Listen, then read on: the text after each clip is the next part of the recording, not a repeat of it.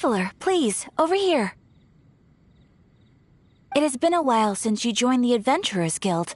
Are your adventures going smoothly? Is that so?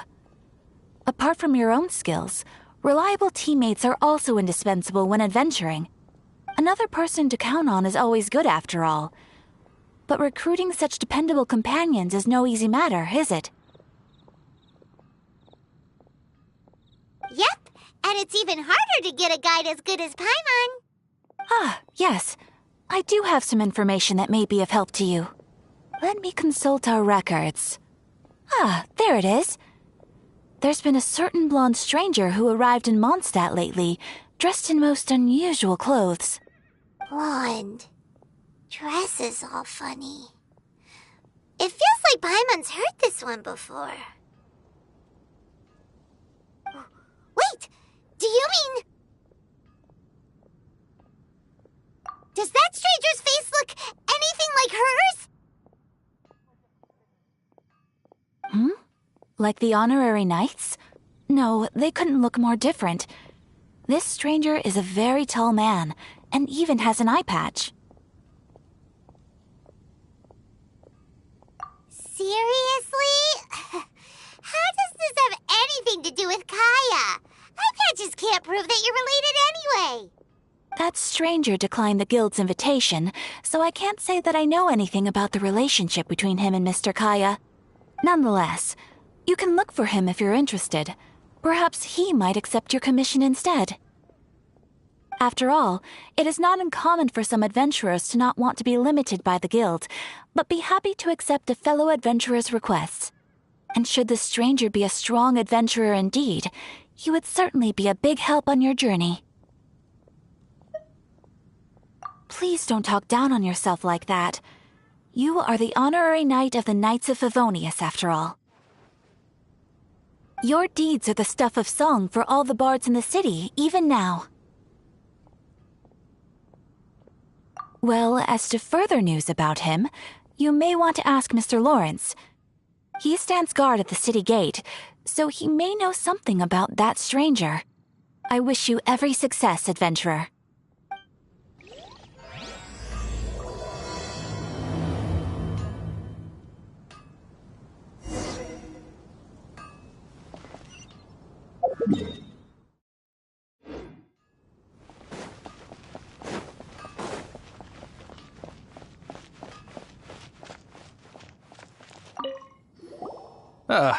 Honorary knight. Is something the matter? A stranger with an eye patch. Let me think. Oh yeah, I remember seeing someone like that. A blonde stranger dressed in unusual garb. He was wandering all over Mondstadt at first, which I found rather suspicious. So I decided to keep an eye on him for a while. I lost him pretty quickly. Still, I didn't think that this was such a huge matter that we needed our outrider to pursue him by air. As long as Master Jean is here, there's nothing to fear from some suspicious, unusual-looking person. That might be true, but if it were up to Jean, she'd take this way more seriously. That is true. But on the other hand, knowing that Master Jean may overreact to the situation is all the more reason to not tell her, no? Anyways, oh yeah, he was at Wagner's smithy for a while before I tried tailing him. He might have said something to Wagner. You should go ask him. Maybe he has more news about our stranger. Huh. I wonder what trouble this stranger brings with him.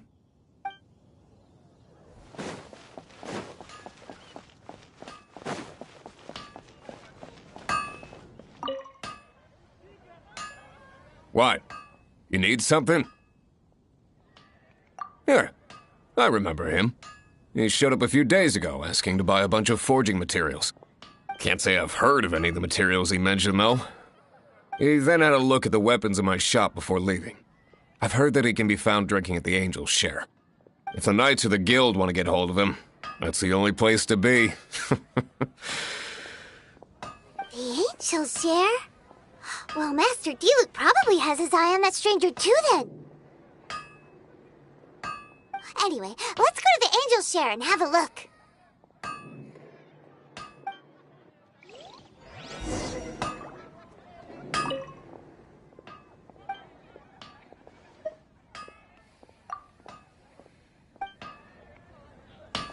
Take your pick.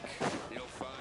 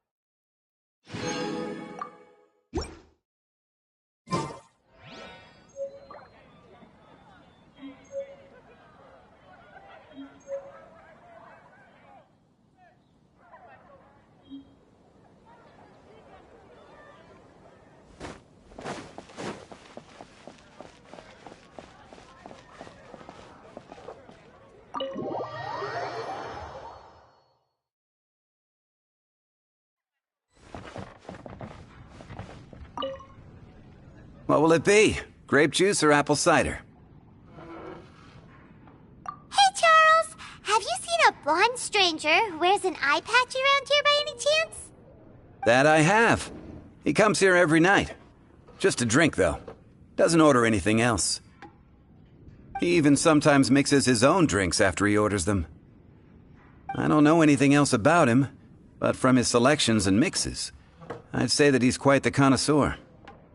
And what's Master D-Luke's opinion? Why, I just gave it to you. Quite the connoisseur. Investigating everything as always. Guess that's D-Luke for you. If you're looking for that gentleman, he ordered some new bottle of wine in advance yesterday. So he should be here today, too.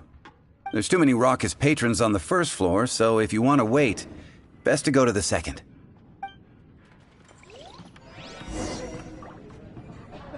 That customer will most likely be here tonight. You can wait on the second floor until he arrives.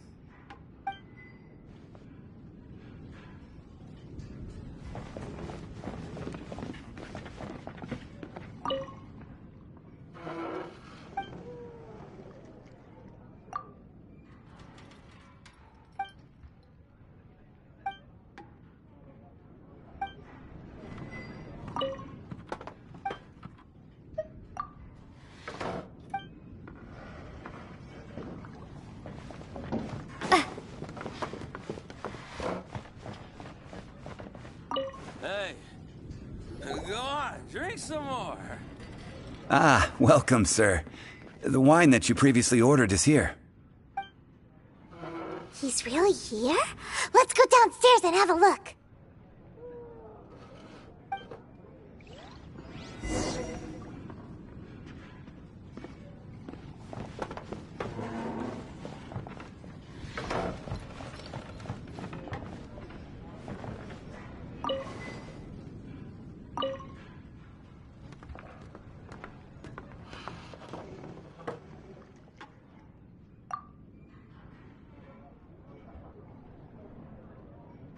Wow, he's got no intention of paying us any mind, huh? A traveler, you say? Why are you traveling?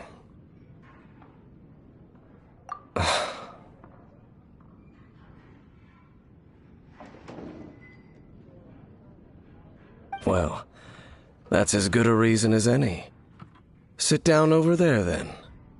So, guess we've broken the ice. What a weird guy. That little one beside you. That's not true, and you know it. It's indeed a good thing to have someone accompany you on your travels. My name's Dainsleif.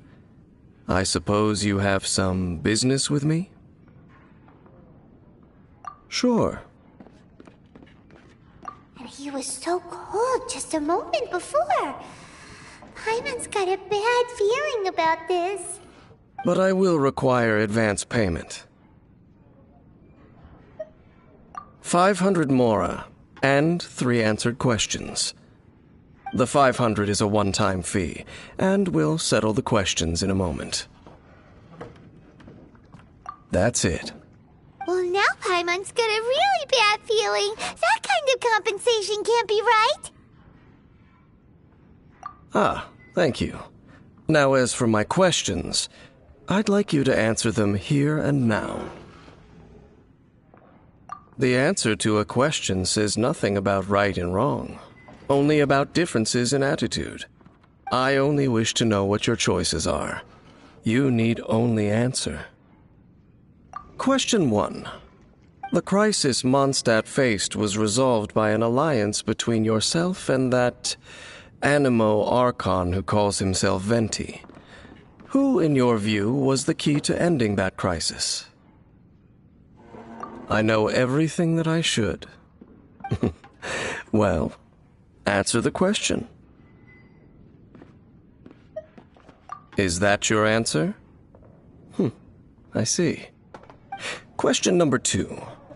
Rex Lapis, who has defended Liyue Harbor for millennia on end, used his gnosis to lay down a contract to end all contracts, of which the stipulations are still unknown. Who do you think will defend Liyue Harbor in the future, now that they've lost their deity?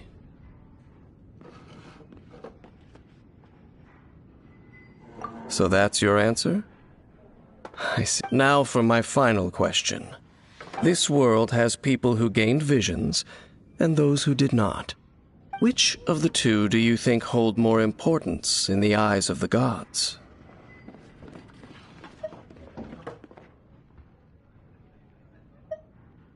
So, this is your answer then? I understand. It seems that you're different from him.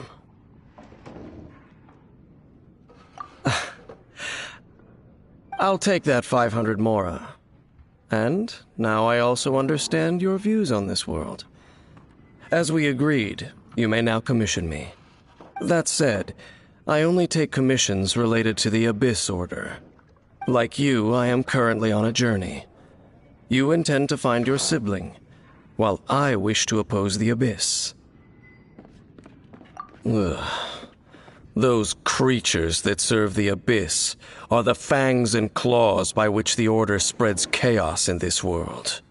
I have come to Mondstadt this time while on the trail of an Abyss Herald. An Abyss Herald? An even more twisted abyssal being, one that commands the Abyss Mages. Oh, that's right! We've just been fighting against the Fatui and Liyue, who are human too! We haven't encountered the non-human Abyss Order at all! There's some reason behind that, I'm afraid. It's possible that they may have been under orders to avoid your path. Oh, that does sound pretty dangerous. Maybe they're looking for a better time to ambush us or something. Uh-huh! We're super-duper strong! That manner, it's just like his. Well then, let's go see for ourselves, shall we? According to the leads I have on hand, the Abyss Order has re-infiltrated the Temple of the Falcon. Let's meet up at the temple. Perhaps your questions about the Abyss will be answered there.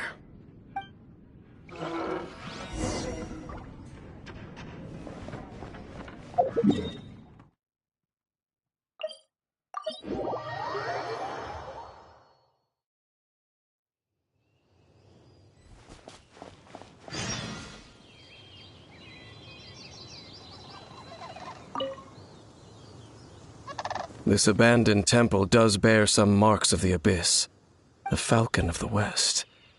Though it can soar in the wind, it ultimately does naught but hover under the light of the gods. Oh, it's nothing. Let's head inside.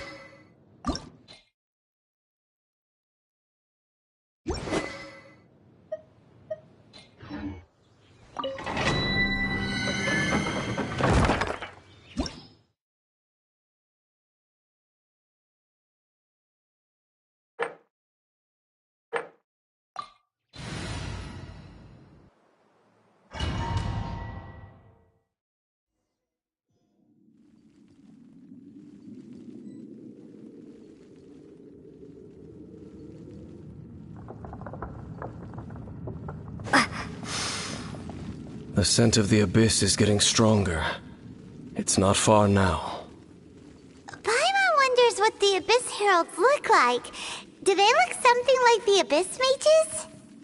Let's head further in first. If we do see that creature, that'll spare me the explanation either way.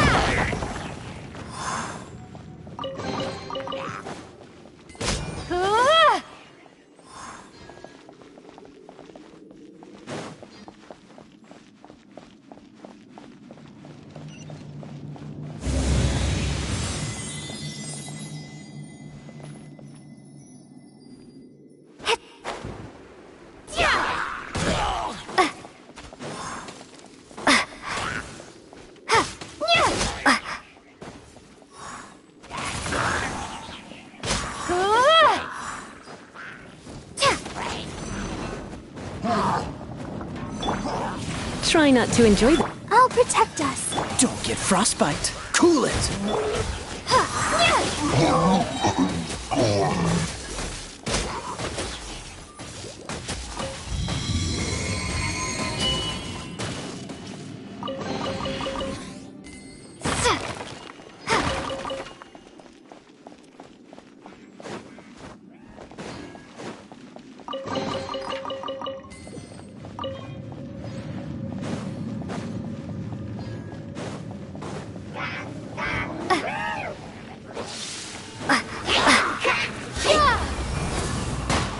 Windblade. Hip. Ja. Hip.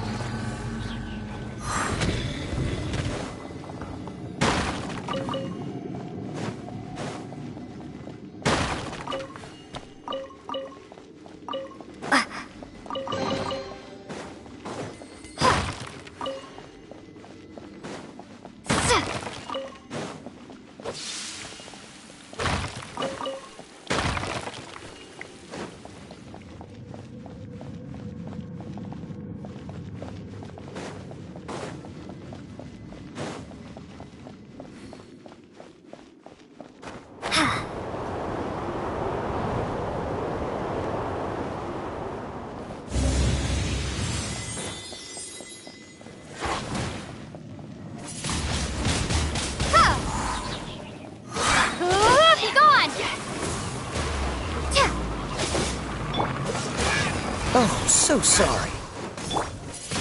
Windblade. Just a few abyss mages? Seems like that herald might have already left. The Abyss. It is chaos, and it is also destruction. It is a morass of inconceivable madness that encroaches upon this world's very foundations.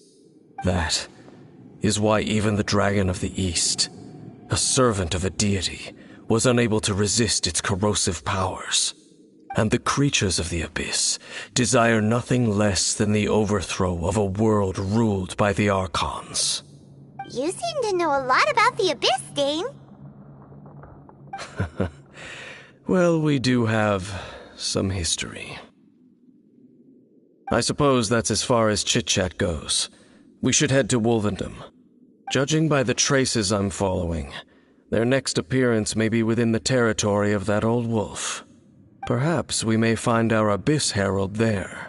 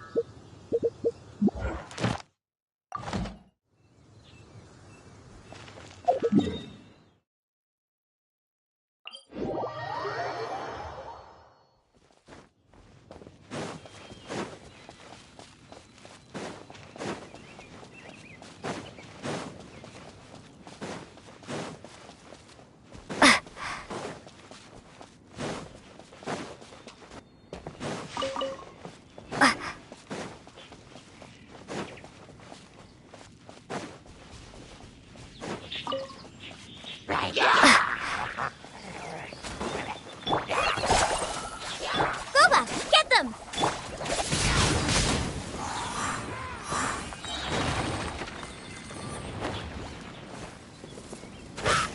Yeah!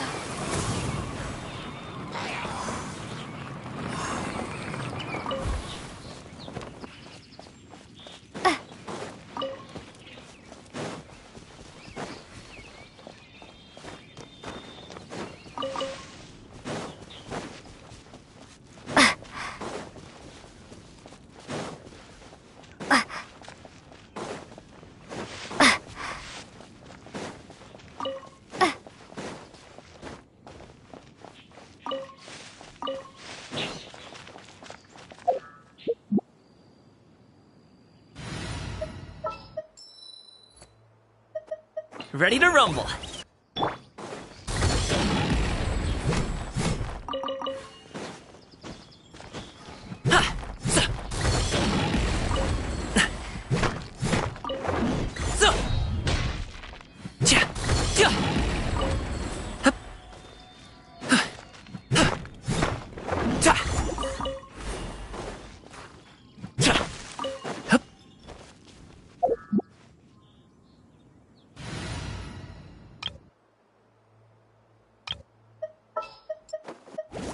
Leave it to me.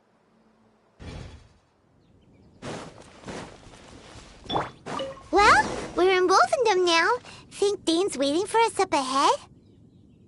We should meet up with him quick, in case the wolves decide they don't like him.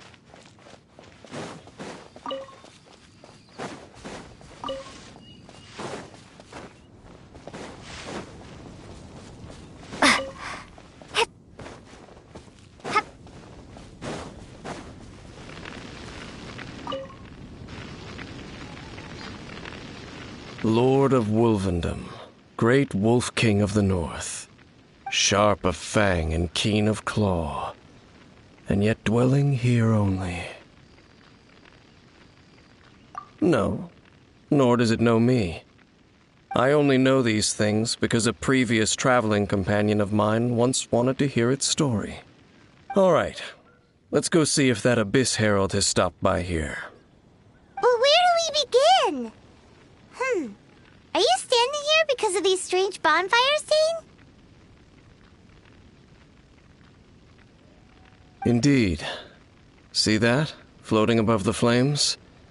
It's an abyssal spell.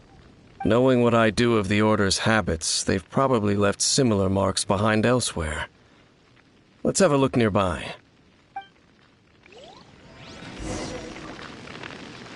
So, their reach extends here, too. Let's have a closer look.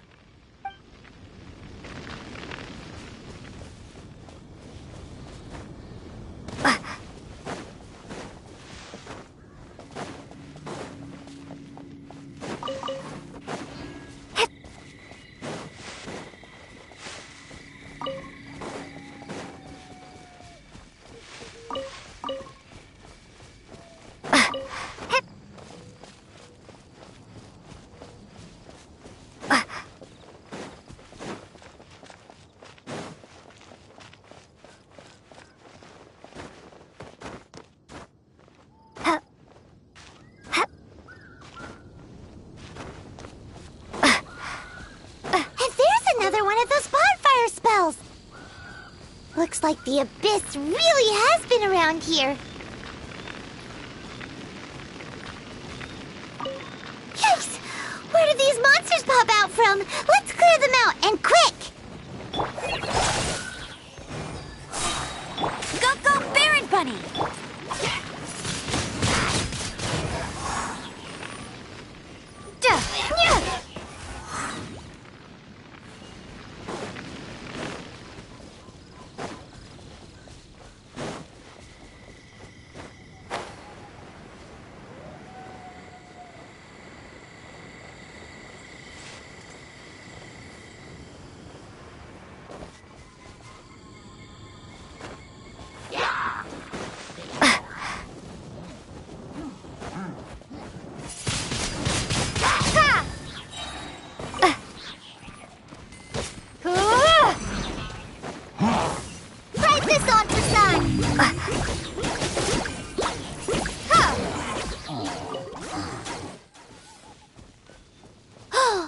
Do you think that those monsters by the bonfire are under the Abyss Order's control?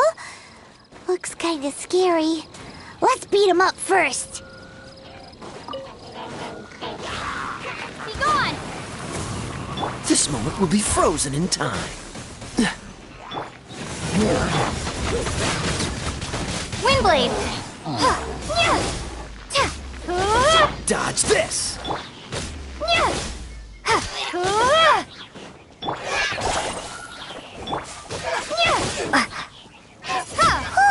That's that!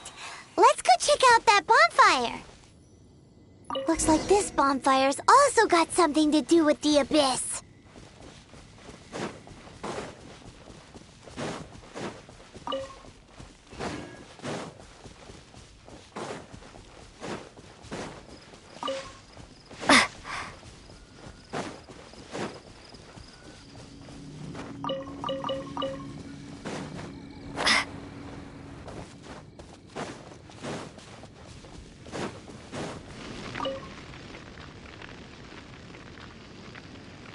Have you finished searching? I searched around these parts and found some signs myself, but they were left behind by abyss mages, and there was no deeper abyssal power to them. It seems that even an Abyss Herald would not wish to make trouble with the Wolf King of the North. We should leave as well. If there's anything praiseworthy about that old wolf, it's his territorial nature. But now we're out of leads. Are we going to have to give up? No. There is one more place we can go. Let's get a move on then. I'll wait for you at Storm Terror's lair.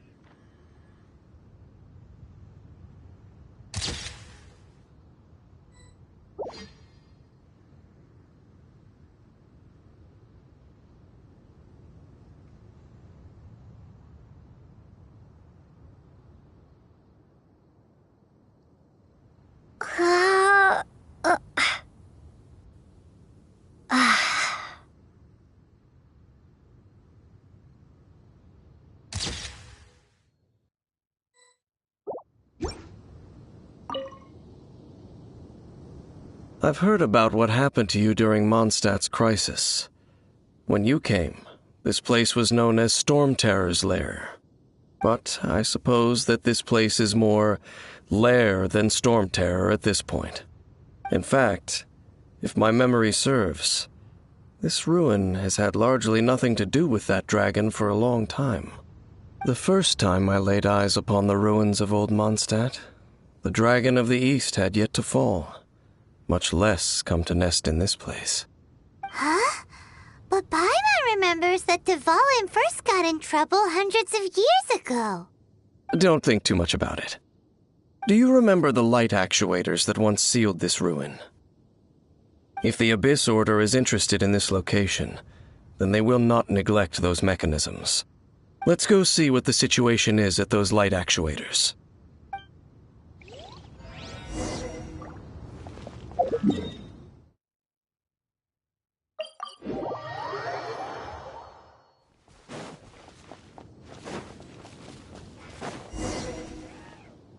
Look! There are lots of monsters gathered over there.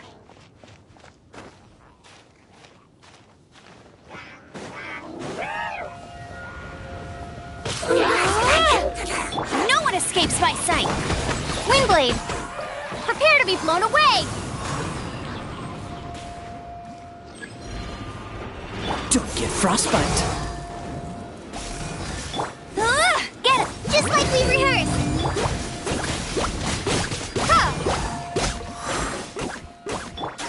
Cool it. No escape!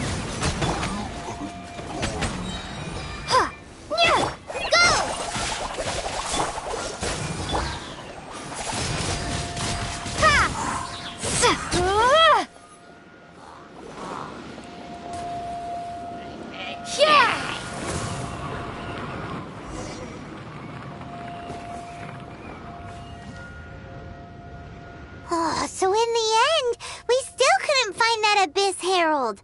Bummer. I wouldn't call not having to gaze upon such a creature a shame exactly. Still, I do believe that you will come across one eventually. No, you're right. If it's a really powerful monster, it would be best to go around it. How good it would be if all perils one encounters in their journeys could simply be solved by going around them. Once upon a time, yes.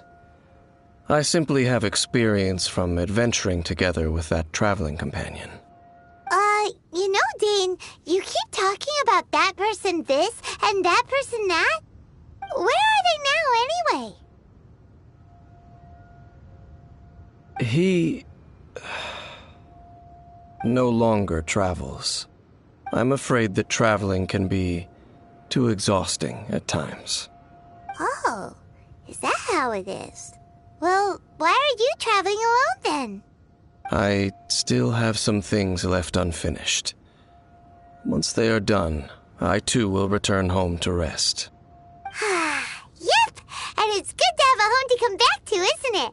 We camp out a lot when we travel. Hey, once you find your sibling, we should find a place to stay too, shouldn't we? Mondstadt's Fisherman's Toast is pretty tasty, but Liyue's Wanmin restaurant is great too. Either way, we should settle down in a place where there's good food. Home. Well, it won't be too late to think about where you stay once your journey reaches its end. While you're still traveling, you should...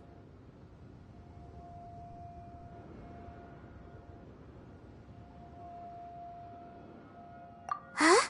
What's familiar? A familiar feeling, you say? It could be someone you know well, or perhaps a monster. Whichever it is, we should see it for ourselves, and thus see clearly. We can reach the top of that cliff from over there. Let's go. Whoa, Dane moves really fast, doesn't he? Let's use that wind current nearby to catch up.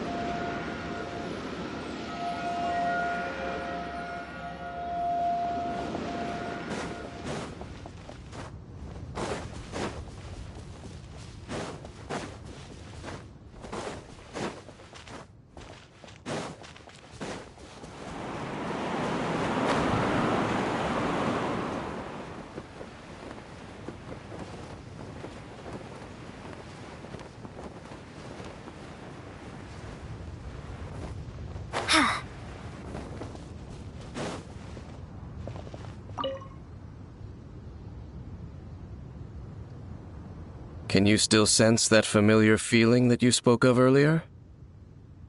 But it doesn't feel like there's anything around here. No monsters, no people, nothing. Indeed. There doesn't seem to be anything strange about this place. It doesn't look any different from the last time I was here. My traveling companion brought me here on our previous journey. So, Dane, what about you? What's your favorite place? Me? I no longer remember. I merely followed my traveling companion around on that journey. That's all there was to it. Huh? A ruin guard's footprint. A ruin guard was wandering around here? No peace to be found, even for a single dandelion.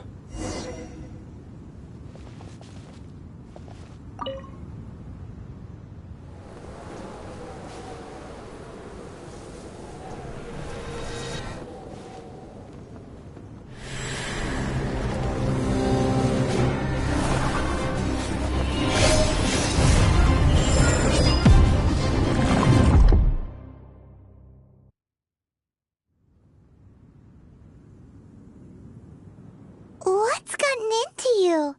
You were just spacing out. Huh? You mean your brother? But how could that be? You only touched that dandelion for a second.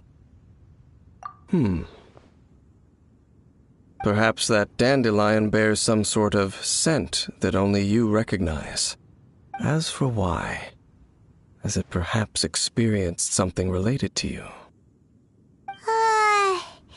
You're saying some real confusing stuff. Paimon doesn't get it at all.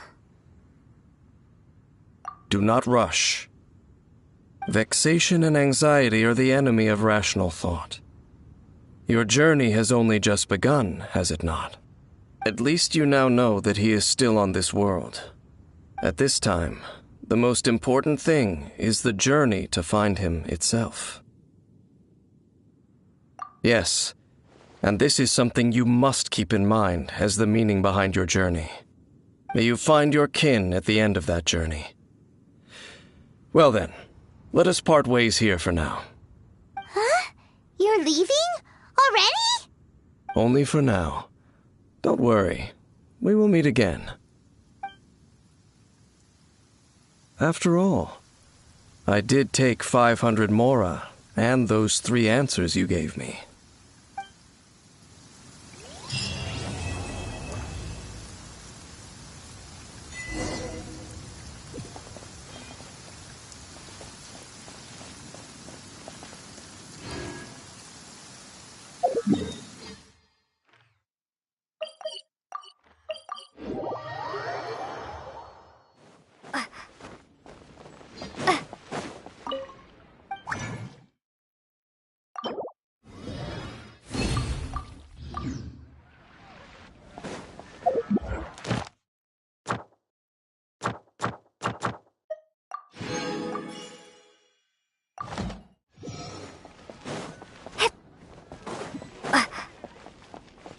Add Astro. Thank you for Add Astro.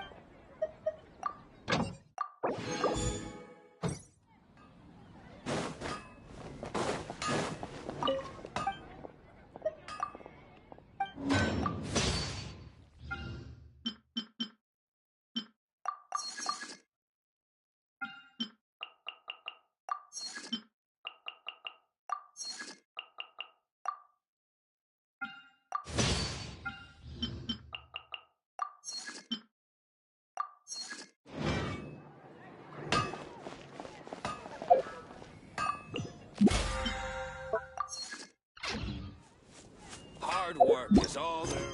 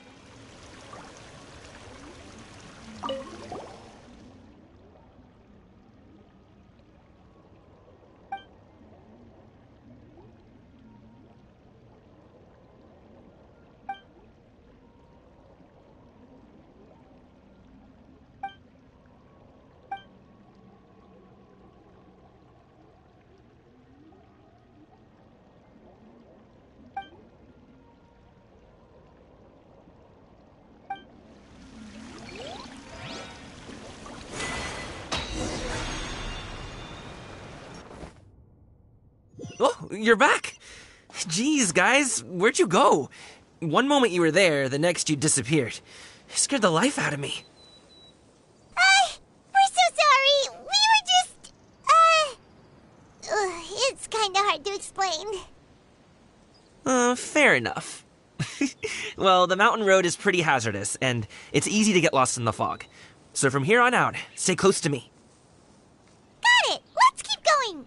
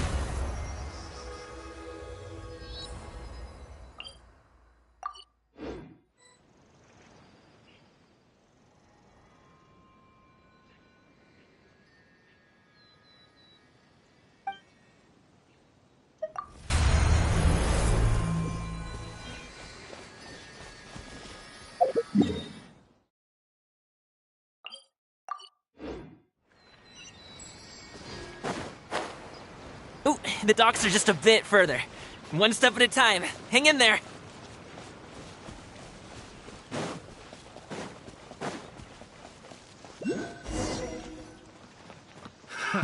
Wait! Get behind me. I'll handle this.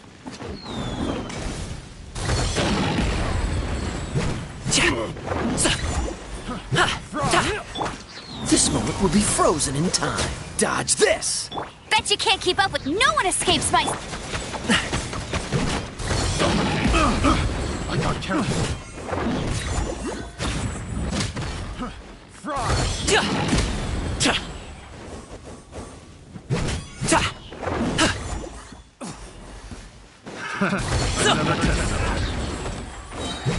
Mighty mythical beast!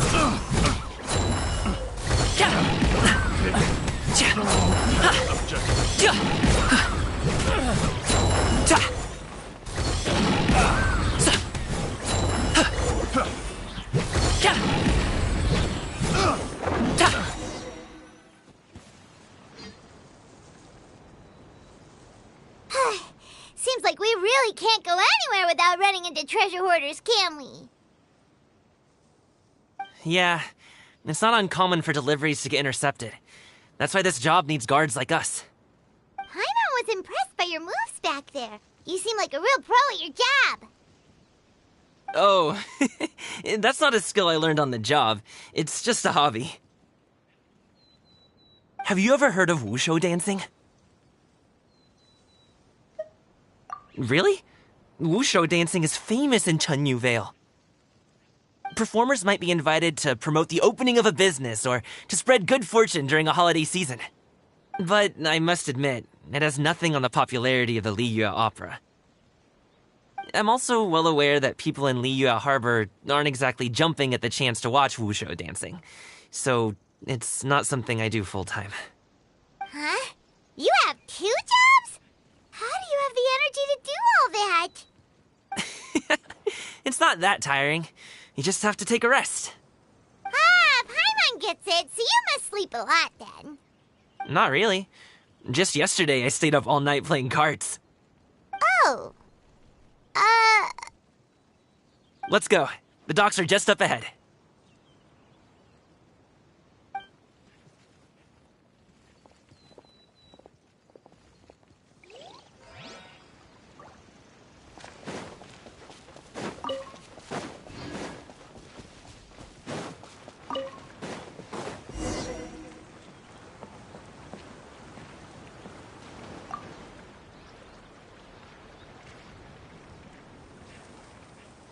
Finally, we can rest. Ooh, Paimon's shoulders are so stiff. And her stomach so empty. Sorry. Did I push the pace a bit too much? I mean, you were the ones who said you were travel experts. Liu is just too hilly. Floating up and down so much. Where's Paimon out? Oh, Paimon was finally satisfied and now her poor stomach's empty again. Aw, would you like some winter melon cake? I have some on me that I bought from a store. Yes, Paimon will take all you got. You might want to pace yourself there, or you'll be too full to eat a proper meal later. Paimon never gets too full. Just like you apparently never get tired, no matter how far you walk or how many jobs you work. Ah, I see. Then here you go, Paimon. And for you, traveler. Enjoy. And here's some for you too, Uncle Bosu. Don't think I forgot about you, my friend. I'll just set it to the side here for you.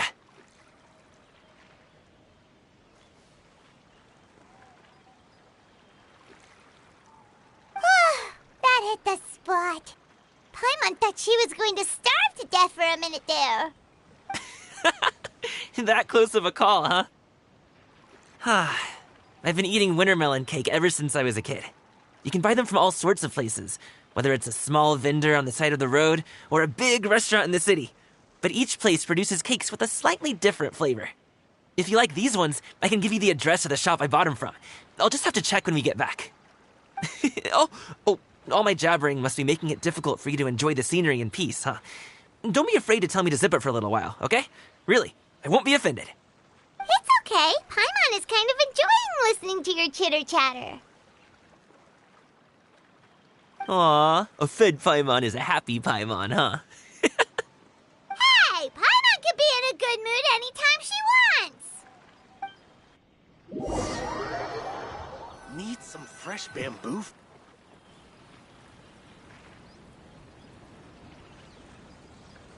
Woohoo! We're here!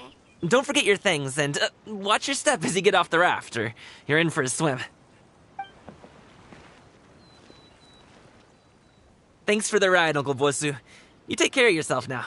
I'll see you some other time. Okay, follow me. This way is fastest. We'll have to take the elevator up to the secure transport agency.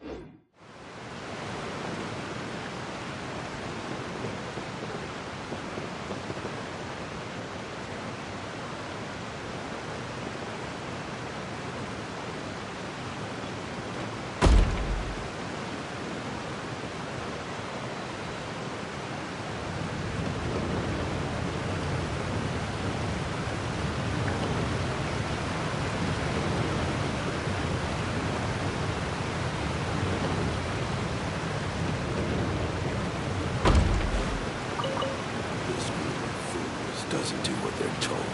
Time to get something under.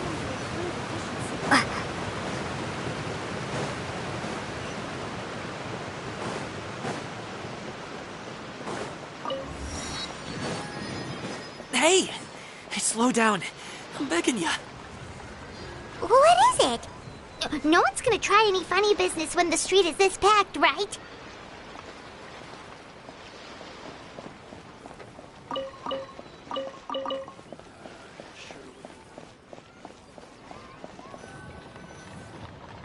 Oh, well... how should I put it? Come on, spit it out! Do you see that group of people over there? Those are my relatives. Wow, you sure have a big family. Once they start buying things, they won't stop perusing till it gets dark. This is bad. They're your family, not your arch enemies. What's there to be afraid of? Unless... Oh, did you do something horrible to them? No, it's not that. I'm just not that good at dealing with my family. It would be best if we could steer clear of them. I'll explain more when we have the chance, but right now, we've got a job to do.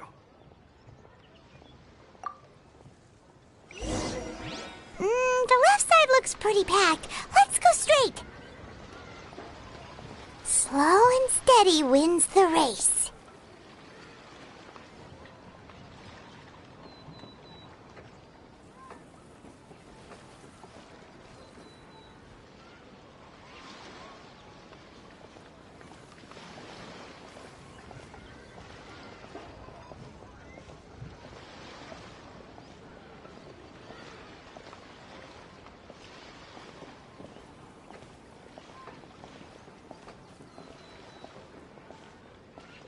Let's wait here for a second.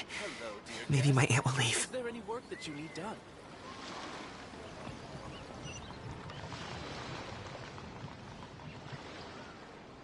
Great discounts on loads of goods. She's gone. Let's go.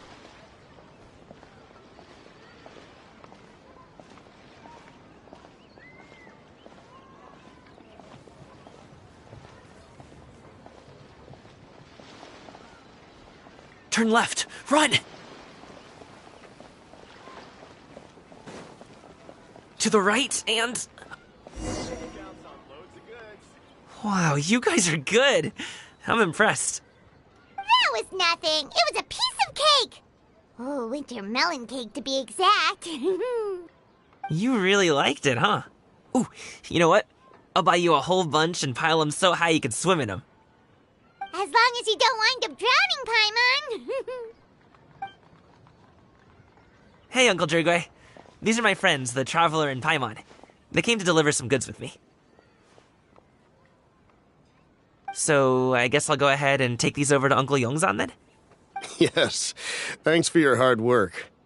I should thank you both for your trouble as well. Please take a seat and rest for a bit. I'll prepare some tea.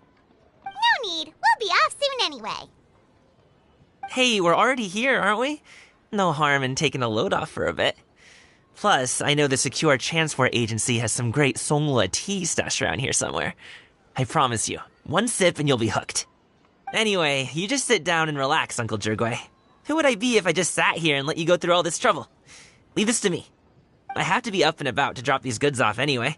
What's a little extra time on my feet? Oh, you aren't too picky, right, Traveler? I know Paimon prefers things on the sweeter side, so I won't steep the tea too long. And I'll add some dim sum pastries on the side. Aw, you noticed what Paimon likes? How long have you two known Gaming? Oh, not long at all. We just kind of tagged along on his trip to Yulong Wharf. He's just a super welcoming guy. We became friends. You know, just like that. That's just how he is. He's the attentive sort. Really knows how to look after his own. A while ago, one of our guards had to take off work. Said his joints were hurting due to the rain.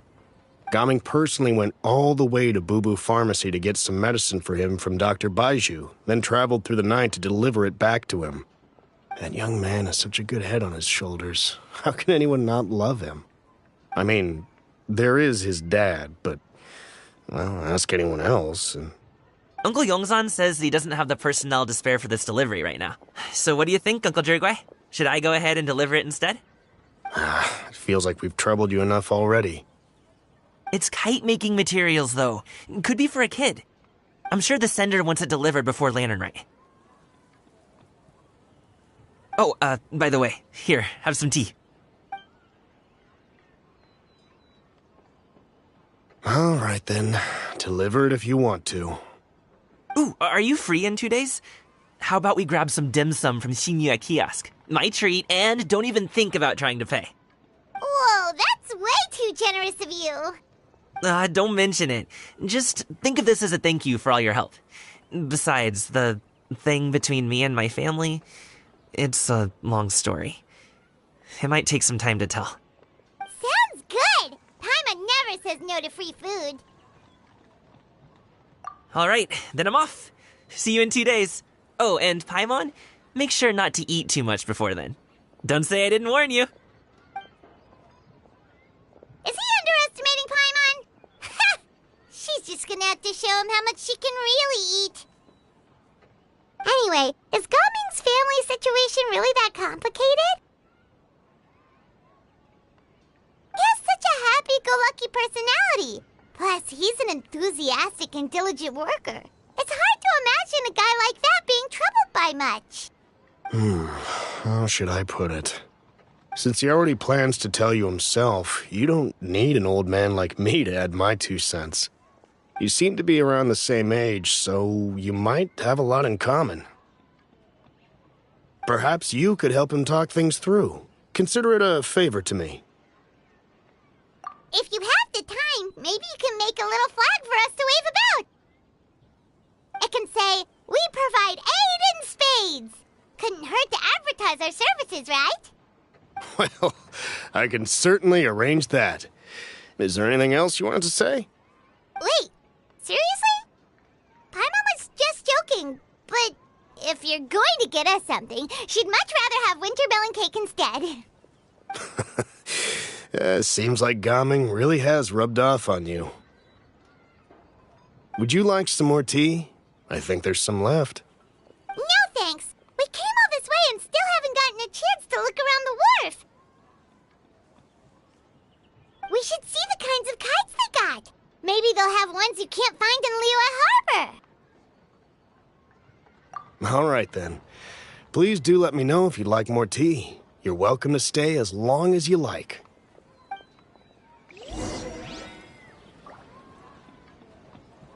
Gaming is a good kid. I just wish he could reconcile with his family.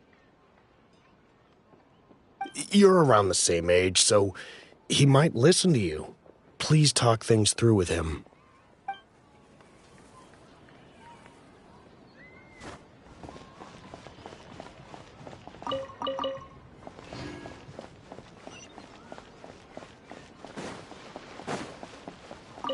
Don't miss out on our Lantern Rite promotion. Only the best tea sourced directly from Chaoyang Village. May I recommend the Songlo variety? Buy 3 boxes, get 10% off. Buy 4, get 20% off. Buy 10, and you get half off.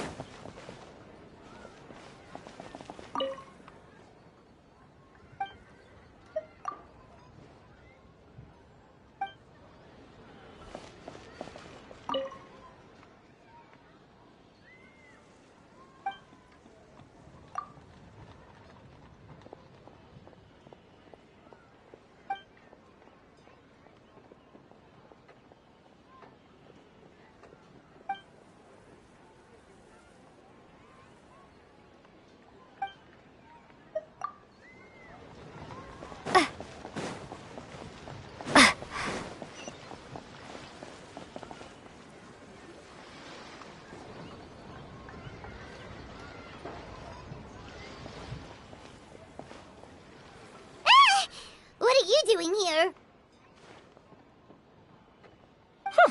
The way you speak, one might have presumed you were displeased to be in one's presence.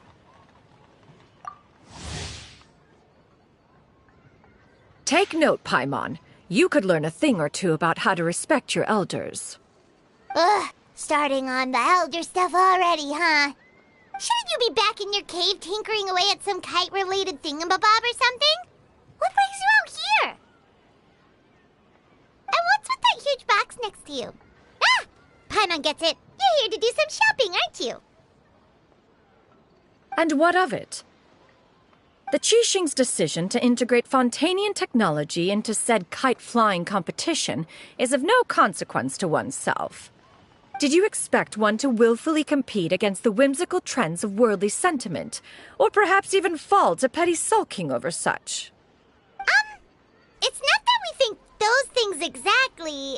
That's just what Mountain Shaper and Mooncarver told us, or Chia something and Ho. Paimon can't be bothered to remember what their aliases were called. Anyway, they went to Liyue Harbor to look for you. They even asked us to pass along their regards if we ran into you. Oh, huh. Tianyun?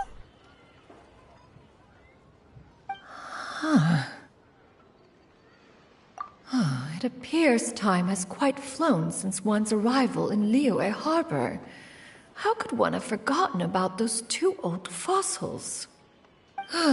One shall have to bring them back some divine herbs to atone for this slight. Nay, given that one has ventured all this way to Yilong Wharf, tea would be more advisable. A great thought has illuminated one's mind once again. One is reminded that certain purchases have yet to be made. Perhaps you two could wait here whilst one performs this task. It'll be but a moment. Huh? Wait, here? You really just gonna ditch us here to watch your stuff? Oh, that woman really just does whatever she wants. Hey, not you too, Traveler! Oh, all this Paimon ditching is super not appreciated. Just come back soon, okay? Paimon doesn't want anyone to try and steal his stuff. Welcome. Please have a look around. We only sell teas of the finest quality, sourced directly from Chaoying Village. Might I recommend the Songlo variety? It's one of our specialties. Now, that sounds promising. One will bring some back for those old fossils, and all will be well. 2 boxes will do. Wonderful. By the way, we're actually running a special Lantern Rite promotion. Buy 3 boxes, get 10% off. 4 boxes will net you 20% off. 20% off 4 boxes. This merchant strikes a fair bargain. One might as well give some to Morax and Ping, too. Then 4 shall suffice. I see. Are you intending to give these as gifts? If so, perhaps I can interest you in these exquisite gift sets. Buy 10, get half off. Look at the magnificent design, and the red ribbon gives quite the festive flair, don't you think? Such a gift would be sure to impress any lucky friend or family member. 10 boxes. Seems rather excessive. But if one factors in the Conqueror of Demons and one's disciples... 10! A nice round number, don't you think? Course you do. I'll even shave a little extra off the price for you. That is agreeable. One will... I will have these boxed up, then. Of course, right away. I see you have quite the eye for fine items, mademoiselle. Perhaps some of my wares might also be of interest to you. I'm a toy merchant from Fontaine. You'll get nothing but the finest and most intricate clockwork toys Mora can buy here, each one sure to be a source of endless amusement.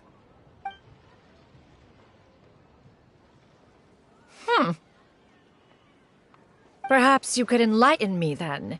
When should said amusement be derived? Well, that is, of course, best understood by playing with them yourself. If you could wait just a moment, I can bring one out and give you a demonstration.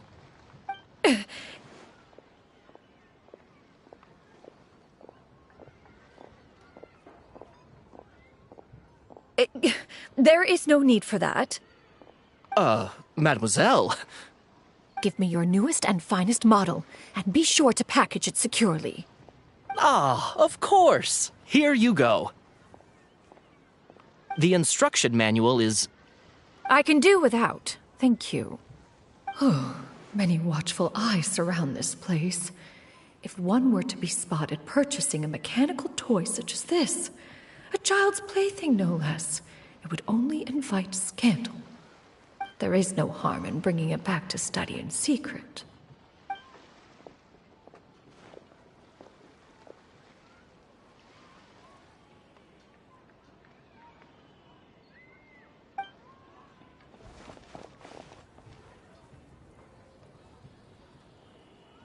Oh, Xianyun, did your shopping go smoothly? Naturally. One may not delight in social interactions, but that does not mean one lacks said faculties.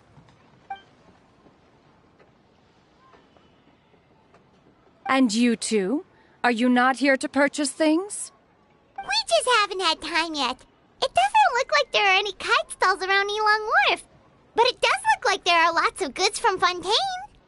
You are also planning to participate in the kite flying competition, then? One means to say, you along with all the other youths. One has been entreated to share one's kite-making expertise, and indeed there was little one could do about such persistent supplication. One moment energetic and earnest, and dejected the next. One had no choice but to acquiesce to these requests, and thus, one will be organizing a kite-making workshop to provide personal instruction in this art form. Oh, who will be participating then? Shuyu, Shenhe, Ganyu, and Yayo. Wow, that's quite a few people. Also, this is all pretty well, Xianyun, but it's not like you have to make your own kite to participate in the competition. You can just buy one ready-made and call it a day. Ha! You speak of those equipped with the mechanical lifting device, do you not? 'Tis nothing but a crude piece of mortal machinery. The mechanism that one has developed was the fruit of millennia of meticulous study. Let us not speak of the source of the mechanism's power, but rather its structure. It is composed of materials as light as bamboo and as strong as iron. This composition grants it the lightness of weight to ascend into the sky and the durability to follow the wind for many a mile. It is built with a series of intersecting rods that... Never mind. It is unlikely the two of you will understand, even should one expend the effort to explain. One is better off saving one's breath. It sure seems like you want to talk about it, though. So, will you be attending the workshop or not? Huh? Wait, you've been trying to invite us this entire time? All right then. No need to prepare the materials in any case. One has it all sorted. Arrive at Mount Outsong in 2 days. I shall be expecting you around midday. Are you leaving? Don't you want a guard to help you with that big box of yours? Surely you jest. One goes as one pleases. For what reason would one need to rely on another?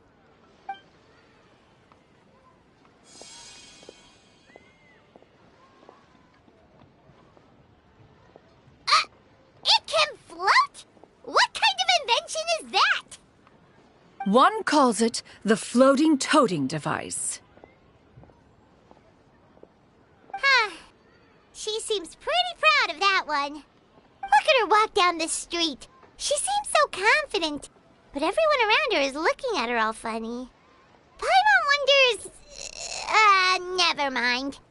But anyway, that box of hers seems to be full of those mechanical lifty thingamabobs. Not that Paimon was peeking or anything. She just, got a bit unsteady for a second and accidentally brushed the embroidery on top. And wouldn't you know it, all the stuff inside almost came bursting out. Paimon even went out of her way to keep it all together. All Paimon say is that Xianyun sure does try hard to save face. What did she call it again? A crude piece of mortal machinery? Paimon bet she just can't wait to take it apart and see how it's made. Totally. We should probably act like we didn't see anything, though. You know, in consideration of her feelings and all. After all, that is the propriety with which one should comport oneself. When it comes to an elder, right?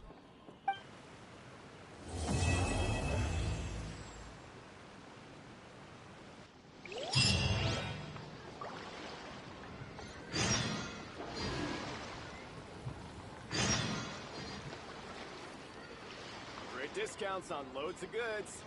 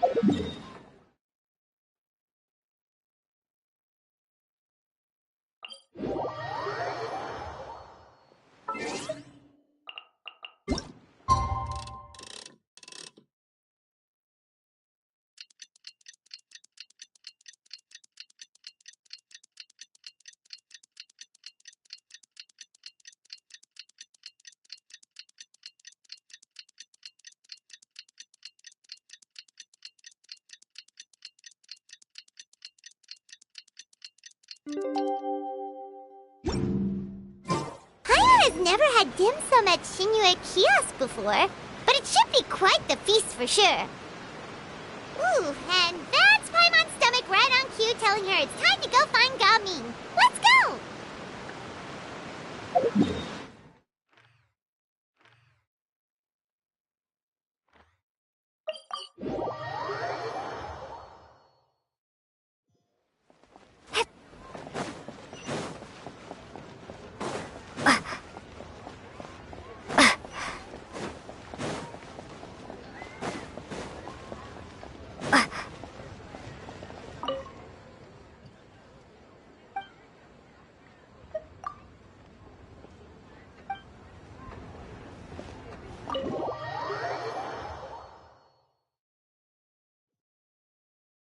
Oh, you're here early. I just ordered. The food should be out in a second. Sit down, sit down. Let's all take a seat! Here, hand me your cups. Oh, thank you! Wait, you weren't supposed to drink that, Paimon.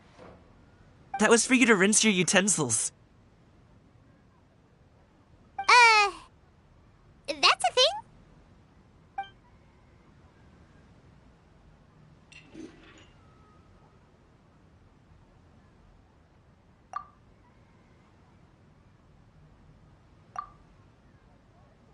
Wow, so much delicious food! Do you really eat all this just for breakfast? That's just how we do it where I'm from.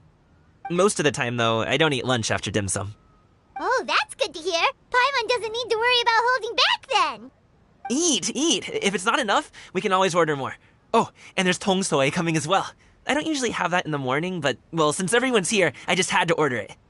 What about you, traveler? Is the food to your liking? Want some more seafood congee? Let me refill your bowl.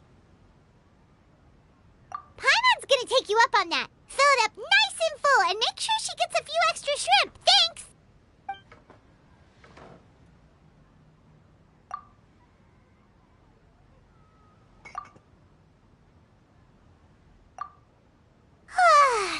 So full. That meal was so satisfying, it even gave Paimon some extra brain juice. Oh, listen! Paimon's figured it out. Let's think about this for a second, Gaming. You invited us to this awesome restaurant and ordered a whole table full of expensive dim sum just for the three of us. Well, you must be hiding the fact that you're some young master from a rich family. That would explain why you try to keep your friends and family away from each other. Are you confusing me with Xingqiu?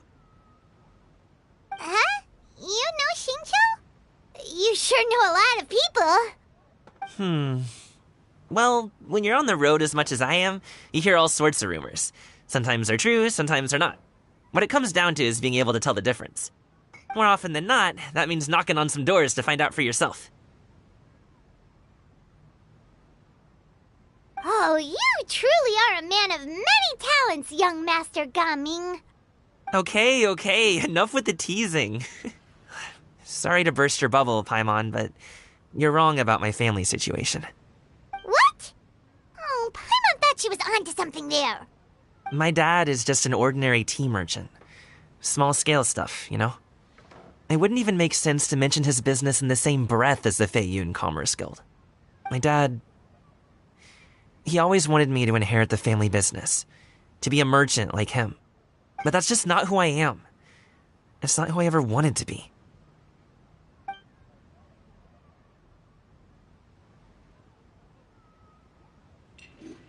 Have you ever talked to him about it? You know, about your interests and aspirations and stuff. Of course I have. I told him I wanted to be a wushu dancer. That I wanted all of Teyvat to see what I could do. According to my dad, though, that wasn't a real job. Just a child's pipe dream. Oh, that's terrible. I'm sure he thought I would come around eventually, but wushu dancing has always been the only thing I wanted to do. One day, he tried to get me to visit some other tea merchants to start building the right relationships, but I refused to go. We got into a huge fight. We were this close to throwing hands. In the end, I was so angry that I ran away from home. I haven't been back since. Don't get on my case just yet, okay? It's not like I think I'm completely without fault. No, I know that it wasn't the right way to go about things. But my dad's stubborn. No matter how hard I tried to convince him, it just went in one ear and out the other. There was no changing his mind. I knew talking would only get me so far, but if I made it big in Liyue Harbor, the results could speak for themselves. Coming. But I'm sure you both already know how that's going. Wushu dancing's just not that big in Liyue Harbor. In the past, I would go door to door from store to store, asking if they would be interested in hiring a performer. Most times, I wound up eating nothing but humble pie. And you can't just rely on dreams to put food on the table, right? So I found a job as a guard to make some money. And now I have enough to get by and then some. Still, change takes time. Gotta take it slow, you know? Paimon understands. Okay, enough of all that serious talk. Our tea's getting cold. Ooh, let's do something fun this afternoon. What do you say, huh? I'll organize. Actually, we kinda already have plans this afternoon. We told Xianyun that we would go to her kite-making workshop. Oh? Are you interested in kite-making, Gaming? Oh, no. It's just that I happen to know Auntie Xianyun. Do you not know who she really is, Gaming? Oh, I know that she's an Adeptus. I met her during a delivery once. But hasn't she been in the city lately? She's even tried, with some limited success, to change her terms of self-address or something like that. She came to see me a few days ago to ask about luminescent dyes. Oh, wait a second. She doesn't plan on putting those on a kite, does she? Is that not something you can do? It's one thing to use it on cloth, but applying it to paper is another matter entirely. Why couldn't she tell me what she wanted them for? Yeah, she does seem to have trouble with that sometimes. It would be such a shame if everyone worked so hard on their kites only for them to get ruined in the end. Okay, I'll go with you. If Auntie Xianyun wants to use those dyes on a kite, the formula will need to be changed. Great! The more the merrier!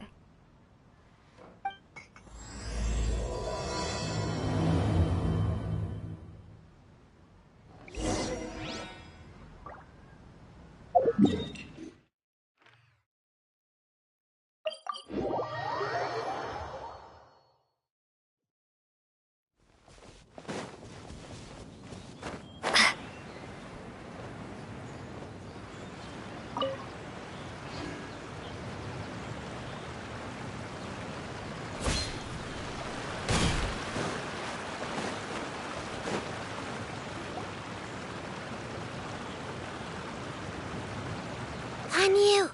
Ganyu! Come on, wake up! Some friends have arrived! Hello, friends.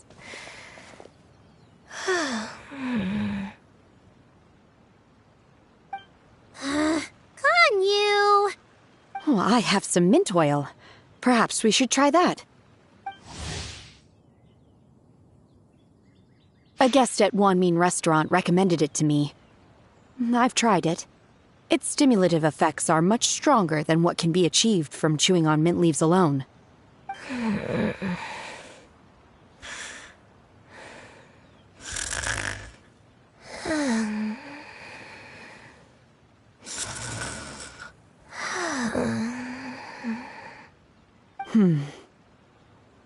Apologies in advance. Wait! Shenhe? Not there!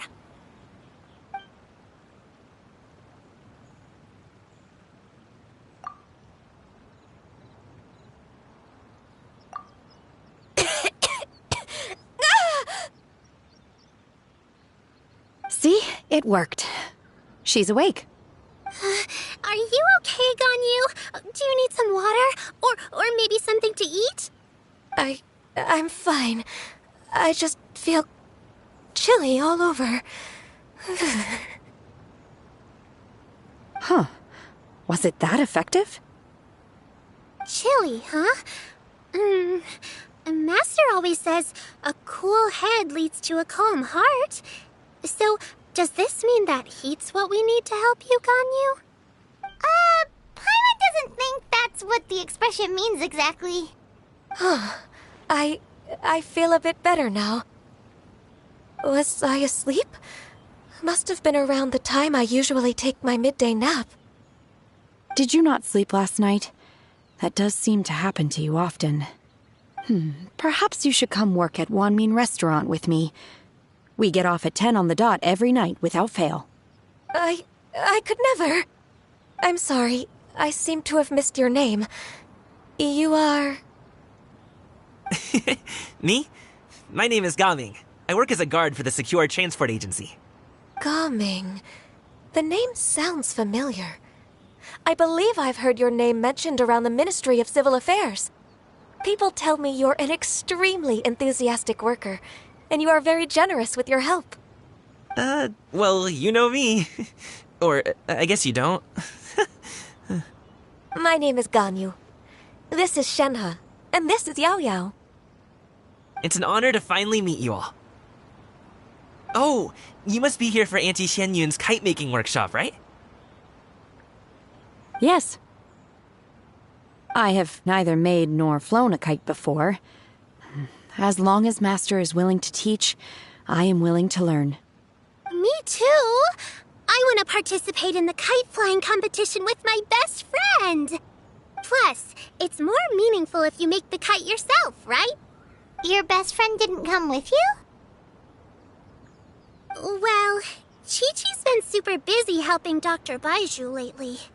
I'll meet up with her later and give her a huge surprise. Oh, I also brought bandages and ointment with me today. It's easy to cut yourself when working with bamboo, so I thought I should come prepared. Wow, you're really thoughtful. As for myself, I'm afraid I lack some of my companion's enthusiasm. I was originally planning to buy a ready-made kite and just enjoy the festive city atmosphere with everyone. But Cloud Retainer is always going out of her way to look after her juniors, wanting us to have the best there is. She always puts us before herself. It was so thoughtful of her to arrange this workshop, so I simply couldn't let such consideration go to waste. My motivation for being here might be a little different, yes, but I'm ready to put in just as much effort as everyone else. Well, we're all here, but where the heck is Xianyun? Shouldn't she be here by now? Who is it that speaks of oneself in such an ill-tempered tone? Oh, come on! You clearly heard Paimon! Master stopped to buy grilled tigerfish to share with everyone. Come get it while it's still warm.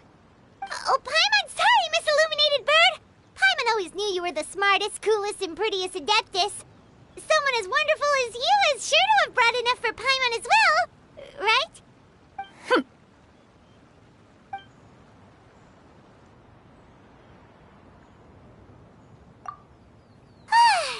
So delicious. Paimon's life is complete. It appears that we've ended up with quite a few participants indeed. Go ahead and divide yourselves into small groups. The materials are over here. The regular dyes and luminescent ones have been clearly marked. Use them as you see fit. As for how to make the kite, one assumes you all made sure to listen to the instructions one provided while we were eating. Yes? Are there any questions? Paimon may have focused a little too hard on the eating and less on the listening. Paimon knew she could count on you, Traveler.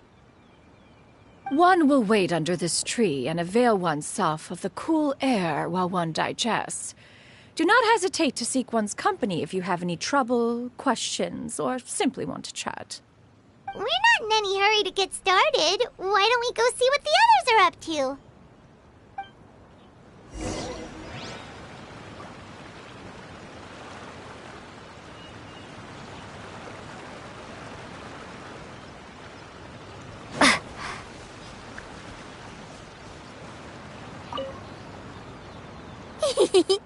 Anti-Cloud Retainer, look! Am I doing it right? Very good. Your frame is nice and sturdy. This design, is it a finch? Yep. One is looking forward to seeing your finished product. What color are you going to make it, Yao Yao? I haven't decided yet. If I make it blue, it'll be more like my friend. But if I make it gold, it'll be more like me. If you are asking for one's own opinion, one would advise choosing gold.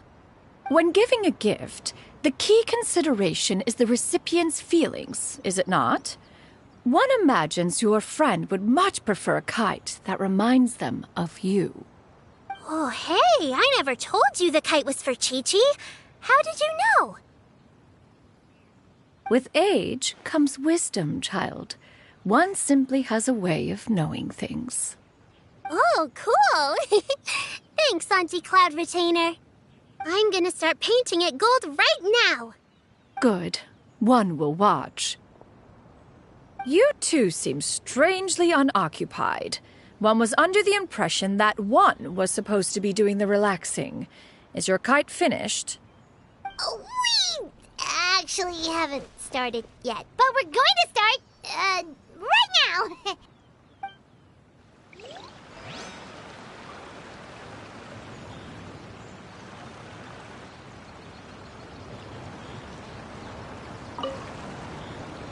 Hey, Gaming, want to team up? Huh? I have to participate? I thought I'd be done for the day after adjusting the dye formula. You're that unenthused by kite making, huh? That doesn't seem like you. No, it's not that. It's just... it would take too long to explain. I guess I'll just make one then. What shape should we go with? How about a butterfly?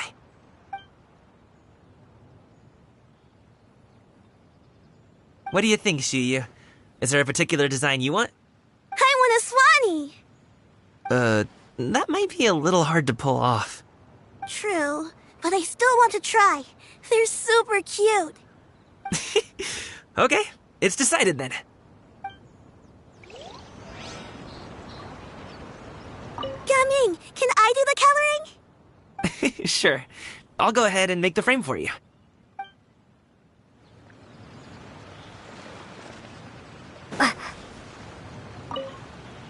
Once I get better at making kites, I'm going to make one shaped like Uruguay.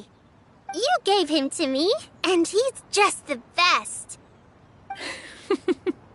One is pleased that you like the gift.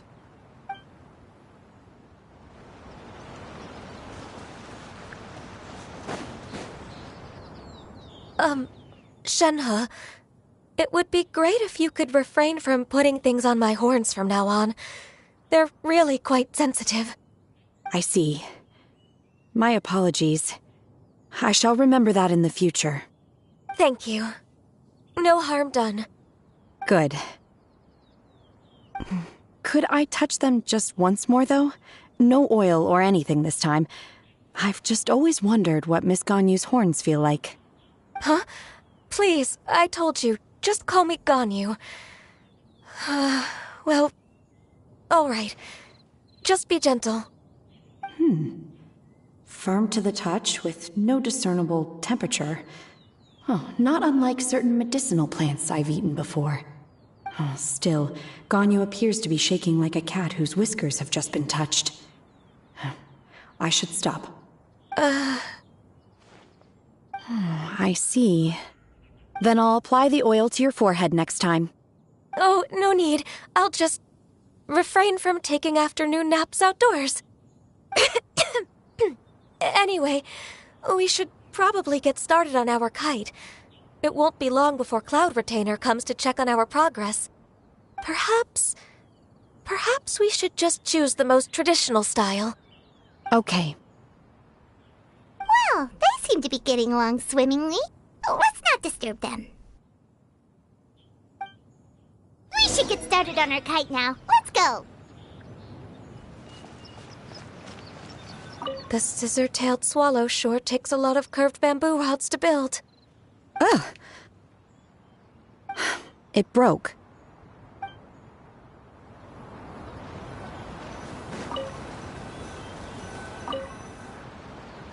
First, we have to decide on the shape. Hey, what are you laughing at? Oh, that's not a completely crazy idea. If nothing else, a Paimon-shaped kite could at least make sure you never get lost on your travels and always find the tastiest food and funnest things to do wherever you go. Maybe we're not exercising enough artistic license. Ooh, we should exaggerate this a bit. How about this? The word Paimon means the guardian angel of travelers.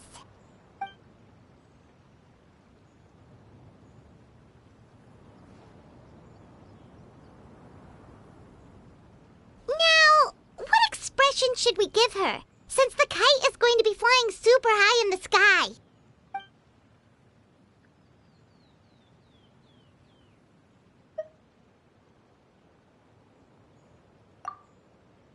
It's too high! Someone save Paimon! She's about to faint! Like that? Since the kite is going to be flying super... Oh, Paimon totally didn't do anything wrong. And even if she did, she doesn't deserve to get shot up into the sky for it. Something like this, then. Since the kite is going to be flying super... Ooh, like this? Ooh! The title of Champion Kite Flyer is mine! Now that we've decided, let's make it happen!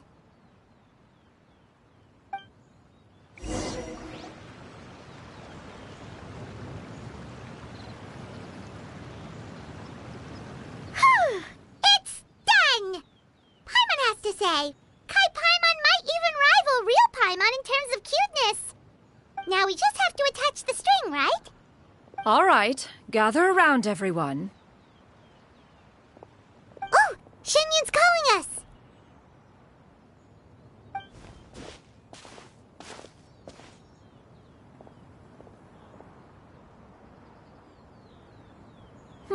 Let one take a look.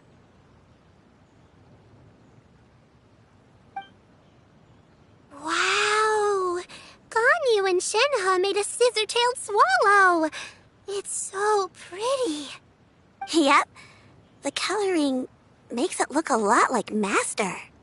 If the tail wasn't split in two like that, it might even be a spitting image. If you look closely, there are a few spots where the colors go outside the lines. Did you doze off while painting it, Ganyu? I did the painting. I stared at the paper for quite some time, but I simply could not recall the coloring of any bird. Except Master. Or should I say that I'm too familiar with her crane form? Even when she stands before us in human form, all I can see is blue and white. Oh, well, now that you mention it, Paimon can see it too. Exactly. So I simply closed my eyes and painted from memory. No way. You can paint with your eyes closed? Wow, the disciples of Adepti really are something. You are most filial, Shenhe. One is flattered by the likeness. The Swanee that Gaming and Shuyu made looks very majestic. I'm sure it'll look even more impressive as it soars through the sky. The eyes and ears glow in the dark, so you're sure to see it at night. Your golden finch is cute too, Yao Yao. It's all thanks to Auntie Cloud Retainer's guidance. What about your kite, Traveler? Ta-da! Here it is! Its self-important countenance bears a striking resemblance to that of its namesake. It makes her look like she's already won the competition. Well, that's gonna happen one way or another. Is that the Jade Chamber? Oh?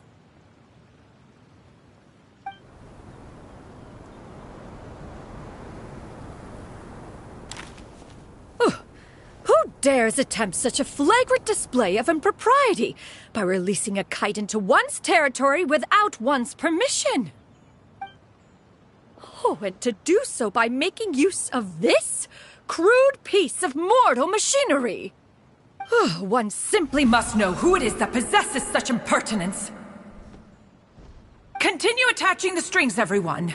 One will be but a moment. Cloud Retainer! Traveler, Paimon, could I trouble you to go after Cloud Retainer? Master's going to be okay, right? I'm more worried about the person who released the kite. There's wind up ahead! Looks like we can glide over!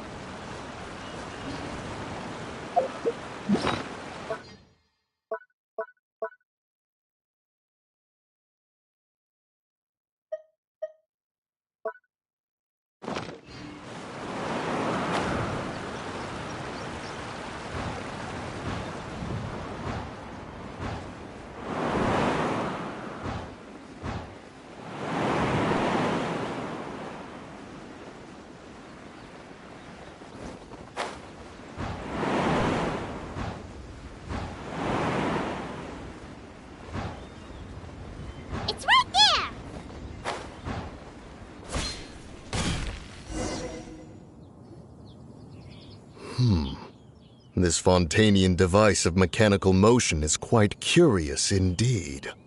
Now is hardly an opportune time for your musings. Someone among us was not sufficiently attentive, and now the kite has vanished.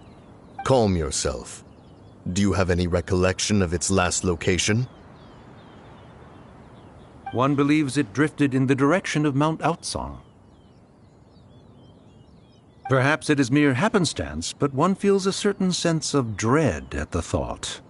Your concern is misplaced, surely. Cloud Retainer is either in the city looking after her disciples, or secluded in her abode attending to her research. She will not notice that kite. On the subject of said kite, however, one simply must remark on the genius of its windless lift technology. One cannot help but surmise that its ingenuity rivals that of Cloud Retainer's creations. Still thy tongue. If Cloud Retainer were to hear you profess such a thing, we can both say farewell to any further use of the Supreme Cuisine Machine. One presumes that this kite belongs to you. Huh? Regard the situation with which we are now confronted. This is all your fault. One's fault? One seems to recall that releasing the kite was no solitary endeavor. Say something, Mountain Shaper. Surely you can think of something to appease her. Further explanation shall only fan the flames of her wrath. It would be better to stay silent and retire at the earliest opportunity. We can hardly avoid her forever. That may suffice during Lantern Rite. But what about the Moon Chase Festival? Sooner or later, she will discover our true identity. Hello? Go retrieve the kite. Absolutely not. You retrieve it. That is not our kite. Oh, so an adeptus such as oneself is mistaken then? Ah, you're an adeptus? Please forgive us for any impropriety. I truly possess no inkling of who could have released a kite into your esteemed domain. Pray, who could be responsible for such wanton behavior? Verily, verily, we were but delighting in the surrounding scenery. This locale is home to such exquisite... mint! Well, and if that's all, then we'll just be on our way. We finally caught up. You sure do fly fast in your illuminated bird form, Shinyan. Mooncarver? Mountain Shaper? What are you doing here? You? Okay, now Paimon's getting a weird vibe. Did she say something wrong? It is of no consequence. Long has one seen through their disguises. One was simply curious as to how long they would keep up the act. Then you are not angry? How could one feel anger at the sight of two old friends enjoying themselves? One is also well aware of how enticing these city novelties can be. We were simply consumed by a fit of festive spirit. Seldom do we get the opportunity to partake in the delights of the times. However, we are far from being as adept as you in matters that require a deftness of hand. No worthy kite could be born of our own making. Thus, we could only take the convenient route, so to speak. Your prowess in mechanics is unparalleled, Cloud Retainer. You wield the wind and waves themselves. Your singular talent stands unmatched across the land. Of this, we are well aware. One has guests to attend to. We will have to convene again some other time. Traveler, Paimon, do try to keep up. We're leaving already? All this flying from place to place is wearing Paimon out.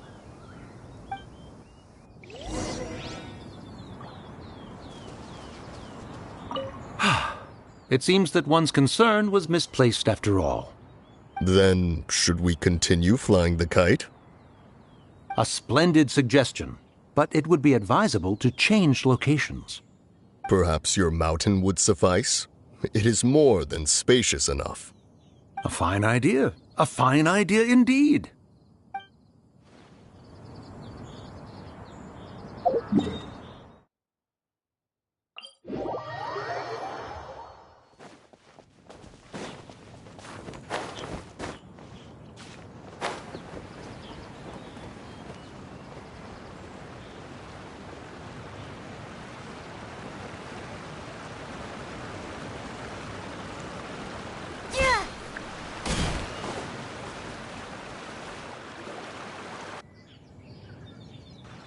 They're back.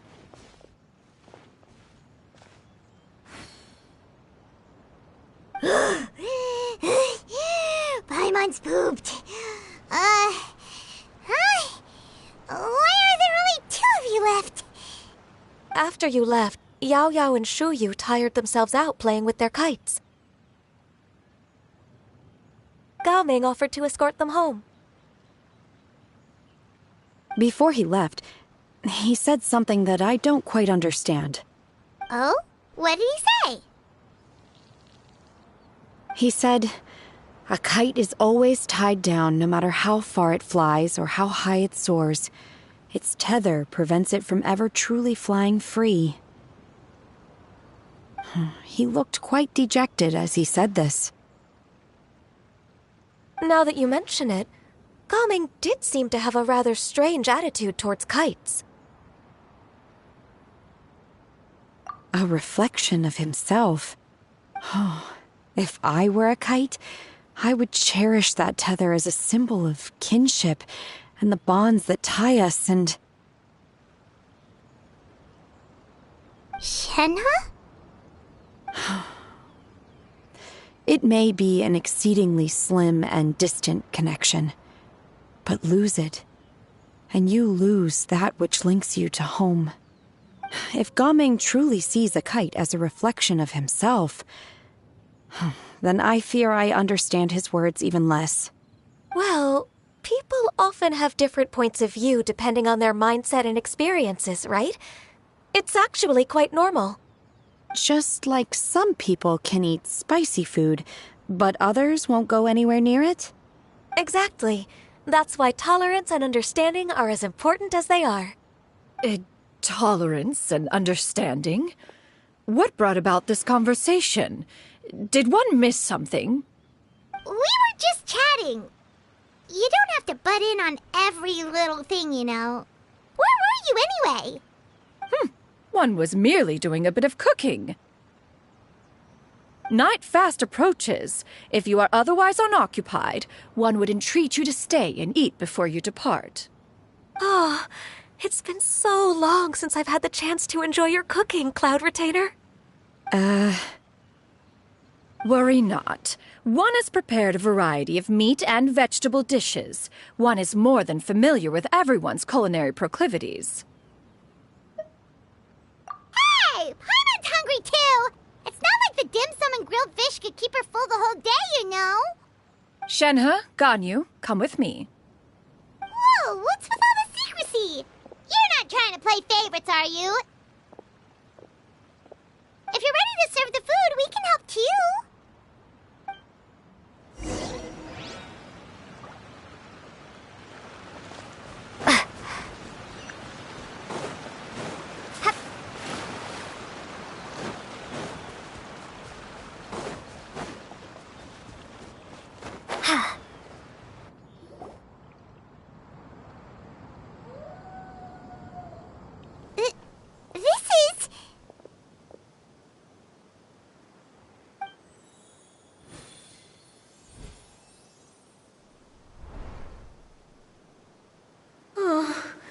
I can feel the wind brushing against my legs. This is a bit embarrassing.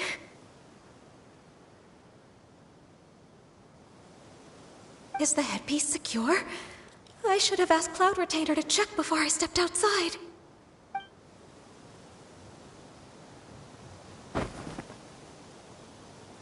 How do we look? Huh? She asked them just like that? You look pretty too, Ganyu! Oh, how should Paimon put it? You both look so elegant and refined! Those outfits really suit you both. Given that one employed the services of the best tailor in all of Liyue, one would expect nothing less. What colors have you been partial to lately, Shenhe and Ganyu? Lately? Why is Cloud Retainer suddenly asking about what colors we like? I like black. One is gratified to see one's disciple has inherited one's own tastes. The color black doesn't get dirty easily, a virtue I've come to value recently. And you, Ganyu? I favor blue and black. And the material is sufficiently comfortable, yes? Yes, very. I simply cannot thank you enough, Cloud Retainer. For this gift. And the kite, too. Thank you, Master. One is content, as long as you are pleased with the gift. One hopes these garments will see much use.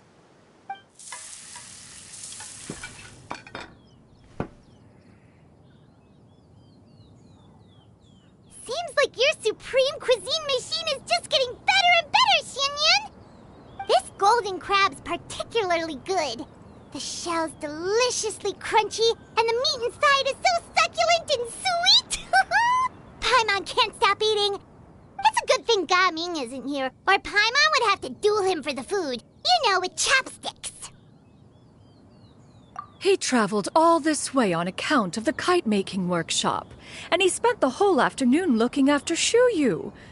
One was hoping to treat him to a meal. Oh, well. One will just have to extend one's thanks in person. It's rare for someone to make such a good impression on you, Cloud Retainer. one has high standards. He appears to be a young man of much merit, and one is not the type who would see such potential squandered. It appears that he wishes to break free from the kite string that tethers him. Kite string? Huh, what strange metaphors you speak in, Shenhe. Ever since you returned from one mean restaurant, your turns of phrase render one at quite the loss. Where do we even begin? Oh, do you know about the conflict between Gaming and his dad, Xinyan? One has only heard that the two are not on good terms. He ran away from home and hasn't been back since. Oh? Ran away, you say? Huh. One believes we would all benefit from a more thorough retelling. Start from the beginning. Oh, okay. Paimon just hopes he won't mind. What? This shall not do. Lantern Rite fast approaches. We must make haste. As one was contacting various tailors around Liyue, one could not help but be reminded of Menogias. He possessed a singular talent for clothing design. He had an exquisite eye, not just for fabric selection and color pairing, but also for what accessories could best accentuate a garment's overall styling. At a gathering of Adepti, Bonanis once complained in secret to some of the ladies in attendance that the skirt Menogias made for her was too long and impractical, lamenting that it would only hinder her in battle. However, when one asked Menogias his opinion, he remarked that the train of the skirt would serve to enhance her adepto countenance by exemplifying a certain elegance. Menogias was that type of person. When it came to topics relating to garments and accessories, not even Rex Lapis could best his stubbornness. And later... one seems to have strayed off topic. One means to say that Lantern Rite should be a day of reunion. It is a time to address problems before they turn into regrets. Fate is fickle. The cruel reality of this world is that suffering and misfortune can befall any of us without design or reason. If there is a chance for young people to remain insulated from this reality, one should do one's utmost to make it so. That's nice and all, but...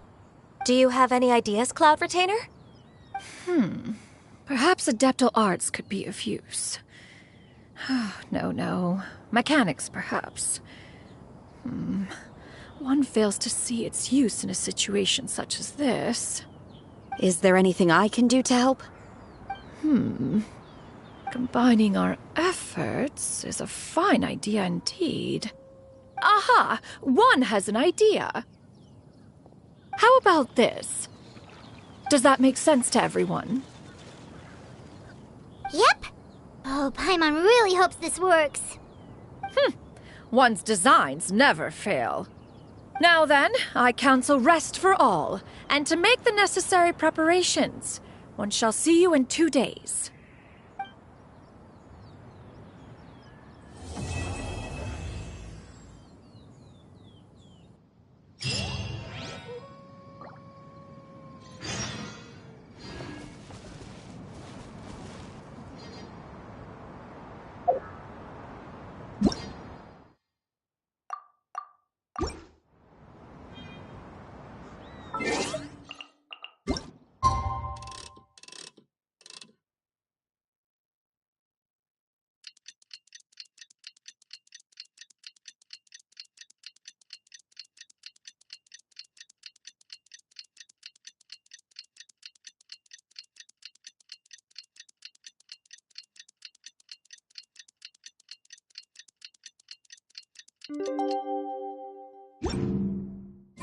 It's time to carry out the plan! Let's go find Gaming! Hope everything goes well.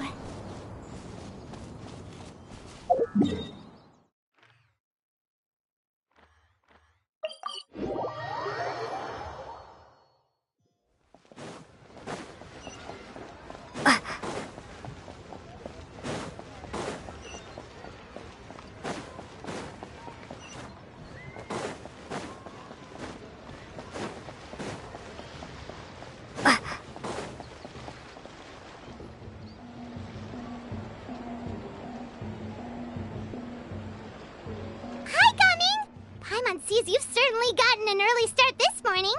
Playing games already, are we? Who won this time? You the one buying dim sum again? Hey, when you put it like that, it makes it sound like I'm always the one losing. Ah, perfect, you're all here. There's an important commission I need your help with. Alright, I've got the time. Where are the goods? Well, it's not just goods this time. I need you to escort a tea merchant and their wares from Chaoying Village to Liyue Harbor. A very important client has requested to meet with him. Sure. What's this merchant's address? Well, here. If the client's that important, then this must be a very crucial, very pressing commission, right? Of course, the sooner you complete it, the better. I would advise you to depart as soon as possible. Alright, don't work too hard now, Longjo. We'll set off then.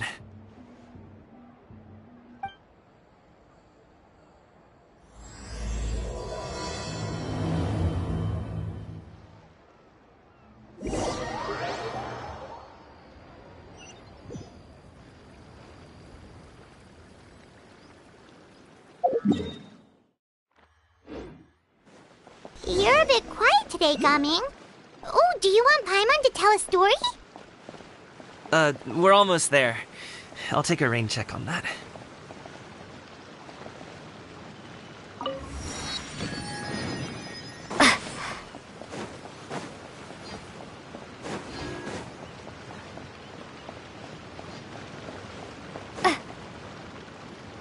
Hello, you must be the tea merchant heading to Liyue Harbor. We're here to escort you.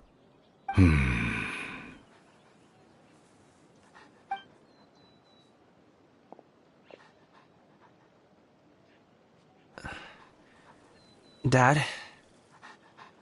Oh, so you're Gaming's father. It's nice to meet you. Just leave this delivery to him. Trust Paimon, he's got this in the bag. Gaming is super good at what he does. Everyone at the Secure Transport Agency says as much. Even the Ministry of Civil Affairs has nothing but good things to say about him. Seems like you've made some sort of name for yourself at least. The goods are all in order? Yes, they're all here. Then let's get going. A very important client has asked for you by name. You kinda have to come with us. Paimon doesn't know how we would explain ourselves if you just didn't show up. Plus, you'd be missing out on a huge money-making opportunity. I see. I suppose I will have to trouble you all to escort me, then. Let's go.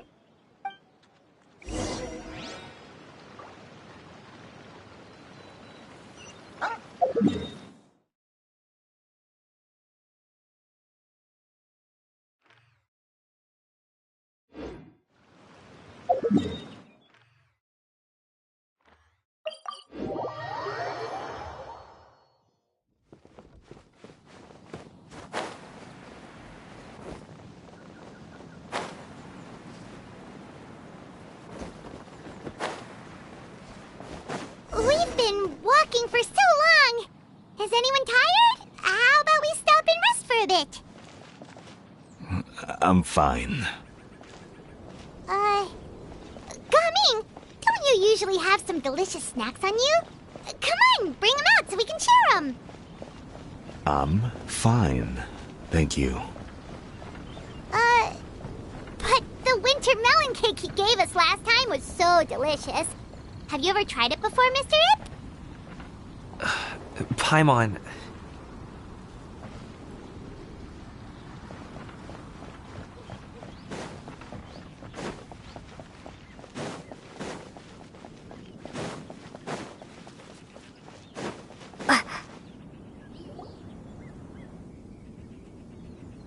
This place looks nice and open. Why don't you all rest here for a second? Huh? What about you? You're not going to join I'm not tired. I'll keep watch. Oh, but... Just let him go.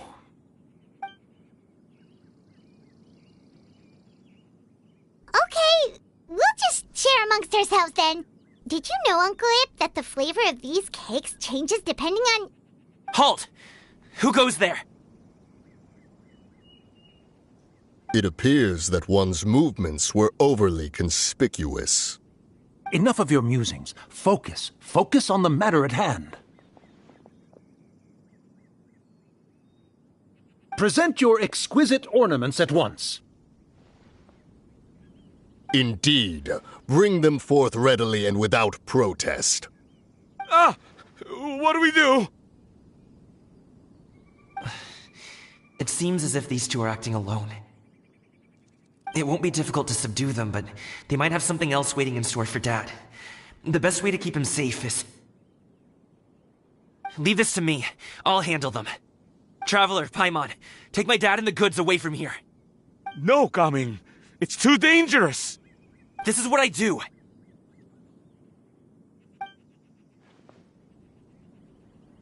A thorny foe indeed. Let us depart and seek a target softer in blows and disposition. Don't think I'm gonna let you off so easily. Away! Let us away! Coming! Don't worry, he's a great fighter. Paimon's even seen him take down a dozen or so treasure hoarders all by himself. But, Coming,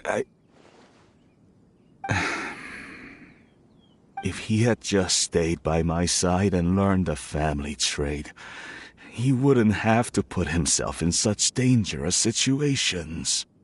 We just have to trust him. Let's go on ahead. We'd best get away from here, in case there are other bandits in the area waiting in ambush. All is going to plan.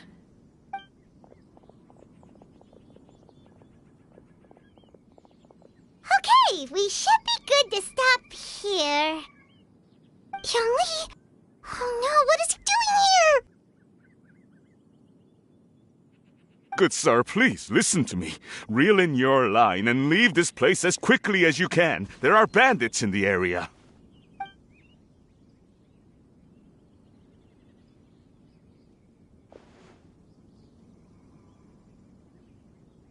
Bandits? Acting in broad daylight?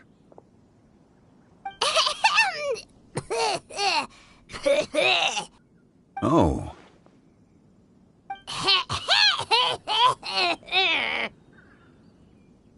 Ah, I see. It appears many people are catching a chill as of late. If your throat is bothering you, Paimon, perhaps some tea and rest are in order. Nope, no need. Paimon's fine. She just, had some cake stuck in her throat.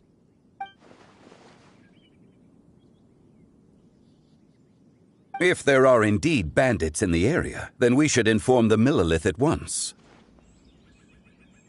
Oh? Well, if that's the case, such matters are best left to those with the necessary expertise, wouldn't you agree?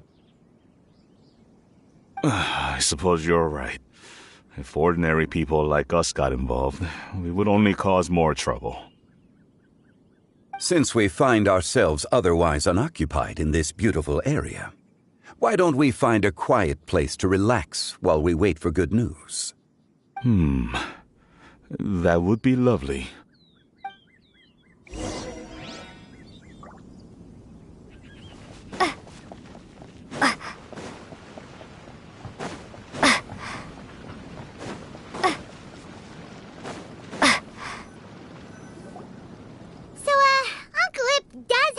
To be worried. After all, Gaming, the guard we mentioned, is his son. Gaming. The name sounds somewhat familiar. Ah, yes. That is the name of the Wushu dancer who has been performing around Liyue Harbor recently, is it not? Oh, have you seen him perform? Indeed. I cannot help but admire his skill. He truly encapsulates the spirit of the Suani.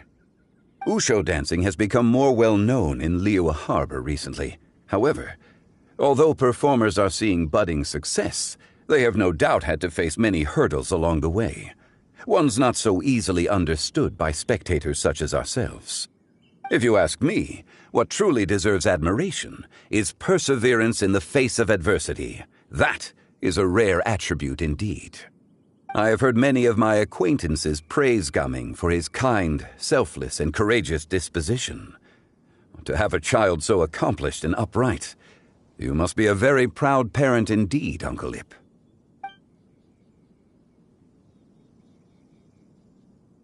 Seems like Zhongli has decided to skip the formalities. Well, he's a hard worker, yes. You should be sure to tell him you think that when he gets back. Your son is young yet. It's normal for someone his age to be a bit hot-headed. It's understandable to find talking about such things in person difficult. If there's a particular sentiment you wish to convey, perhaps we could pass it along for you. No. It wouldn't be right to ask that of you. This thing between us has festered for many years now. In truth, there are some things that simply aren't easy for us to talk through. I've been in the tea business for most of my life, and I always hoped my child would do the same. Otherwise, how would he support himself? Over the past few years, I heard how well he was doing for himself as a guard. How his work was taking him to farther and farther off places. I also heard that he never gave up on wushu dancing.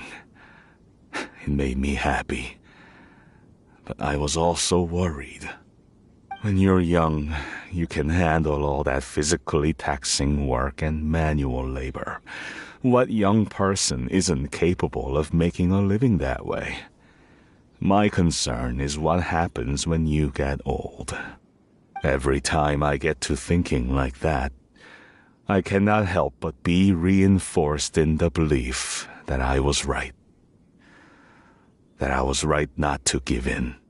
I often regret introducing him to wushu dancing as a kid. If I had known how things would turn out, I would have never taken him to see those performances in the first place. It is only natural for a parent to strive to send their child down the right path. No one would begrudge you that sentiment, Uncle Ip. You need not worry. You seem quite young, Mr. Zhongli. Yet you speak with such wisdom. Perhaps I have misjudged your age. Your words are too kind. Truth be told, one of my old friends has several grown daughters. Rather than fretting about their future, however, she prefers to let them find their own way. Then she's more easygoing than I could ever be.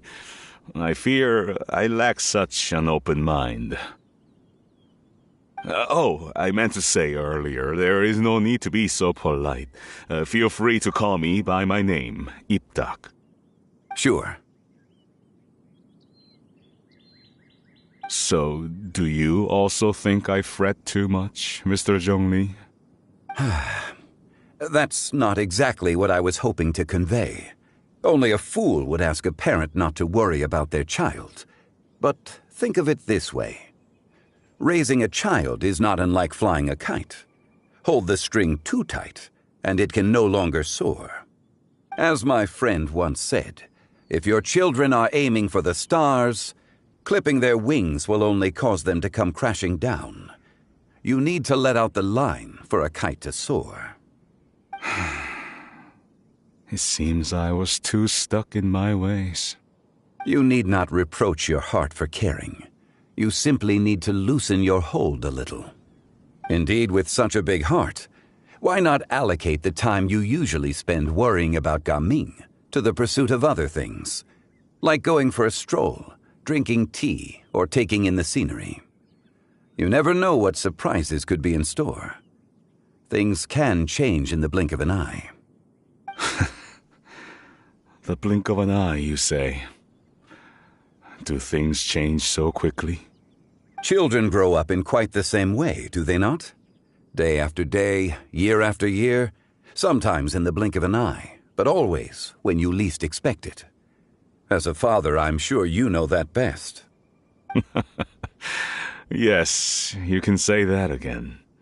1 second Gaming was a kid, the next thing I knew, he was ready to fly the nest. Zhongli certainly has a way with words.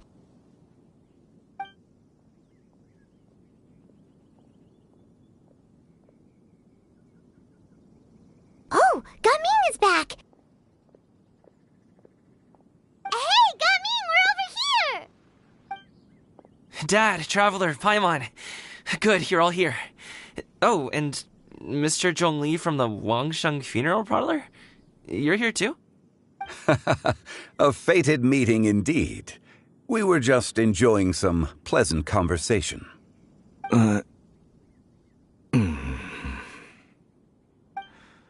Is everything resolved? Well, you could say that. What does that mean? Traveler, Paimon, come with me. I need to talk to you. Oh, okay. I'll come right out and say it. Those two bandits, you sent them, didn't you?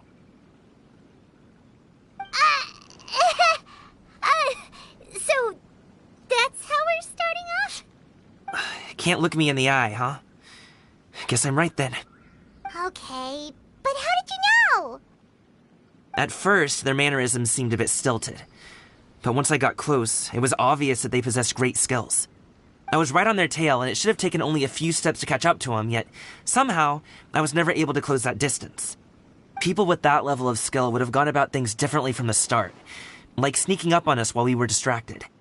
Unless, of course, their real motive was to lure me away from the group all along. Wow, you're pretty quick on the uptake. I just have a lot of experience. I've dealt with many a ruthless bandit in my time, but I've never seen ones like them.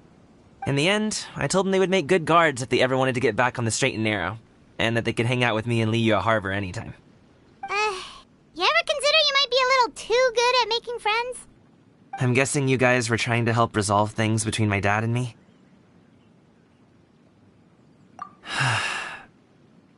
I appreciate it, I really do. But this conflict between us has been going on for a long time. Even if those two were real bandits, and I was able to subdue them and show him what I was capable of, it wouldn't change anything. You've seen the way he talks to me. It's not like that at all! Your dad really cares about you. You should see the way he talks about you when you're not around. Zhongli was talking things through with him, and he nearly agreed to let it go. You don't believe us? He won't let it go. He can say as much as he wants to other people, but he won't talk to me. I'm certain of it. You told us you wanted to prove yourself to your dad. Why don't you tell him about all the hard work you've done these past few years? Will that even do anything? I'm not sure talking is enough. You won't know unless you try. Just like how you won't know if something is delicious unless you taste it. Listen to us. It's time to put these people skills to good use. You can make friends with anyone, so why not your dad?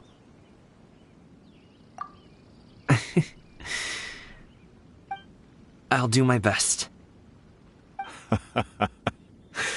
You are very knowledgeable, Mr. Zhongli.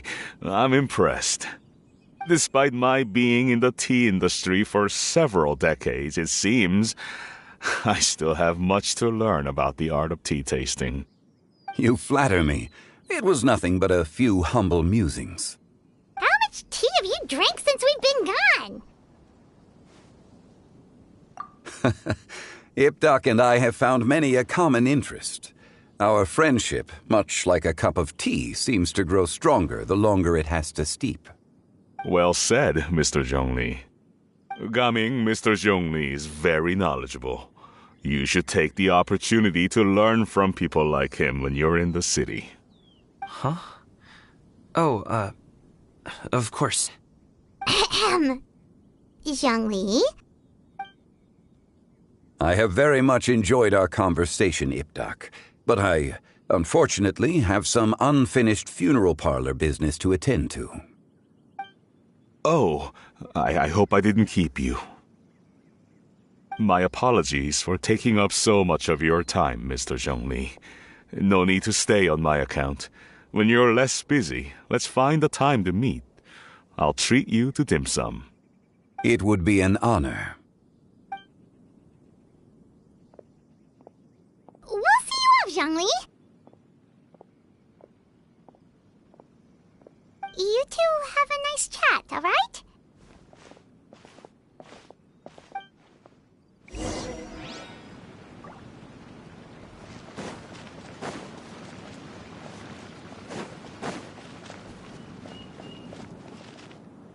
Should we sit?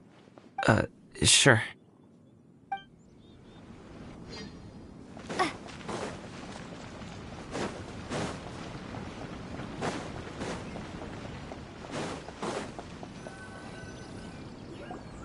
Thanks for helping us talk things through with Uncle Ip. Good thing you were able to pick up on what we were putting down. I have been around the both of you for some time now. You could say I have a certain level of expertise in that regard. As for my role in the conversation, think nothing of it. I hardly did anything noteworthy. You never change, do you? Why did you have us walk all this way? Paimon thought we just had to go far enough to be out of earshot. A friend approaches. Hello.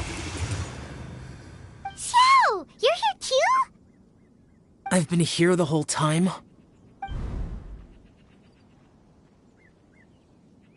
A ghostly kite. Could that elusive Director Hu be coming to Wangshu Inn once again? What is she doing here? I suppose it matters not. Given her relationship with Rex, well, Zhongli, I might as well go pay my respects.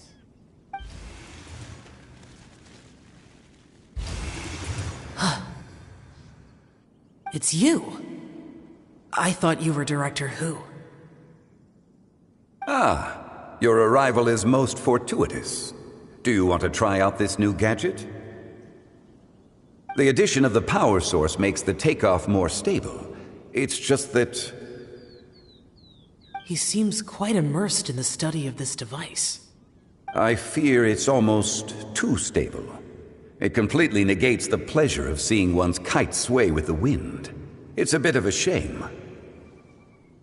In truth, I'm here because Director Hu dispatched me to purchase some items in preparation for Lantern Rite. I see. Much like she does every year. Much like she'll do next year, I would imagine.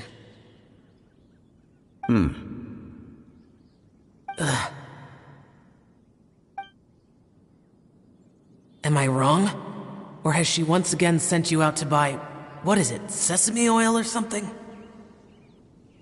While we're on the subject, I do wonder why she is so obsessed with using sesame oil in the preparation of mixed vegetable dishes for Lantern Rite.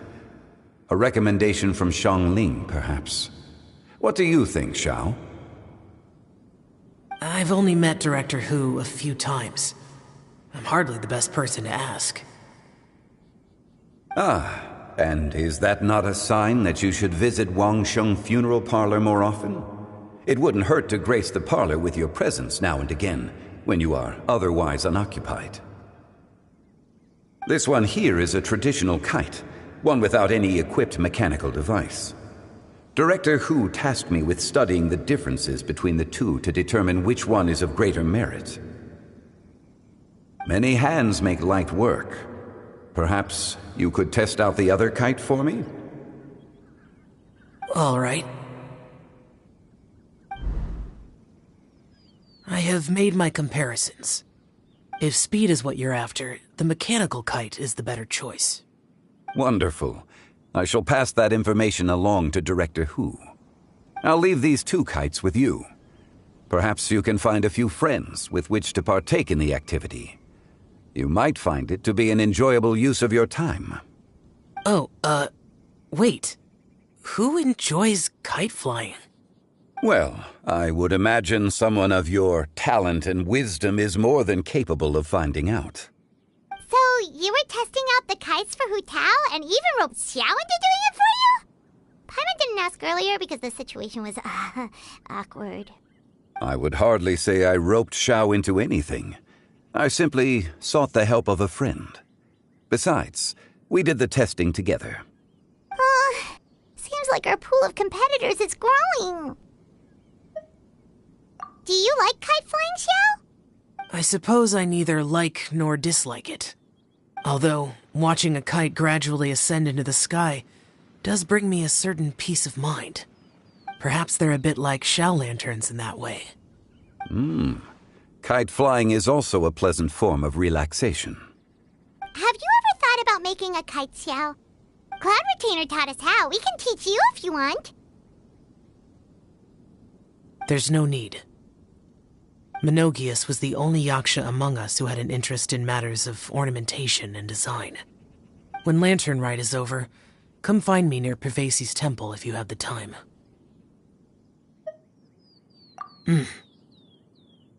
It's getting late. I should go inform Director Hu of our findings.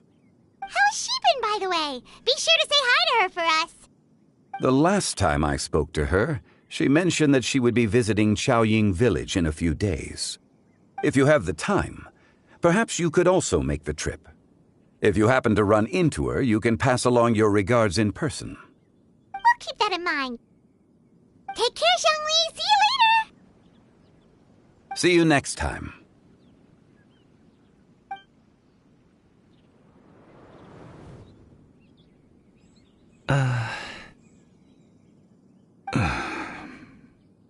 Coming. You can go first. I don't have anything to say. Then I'll go.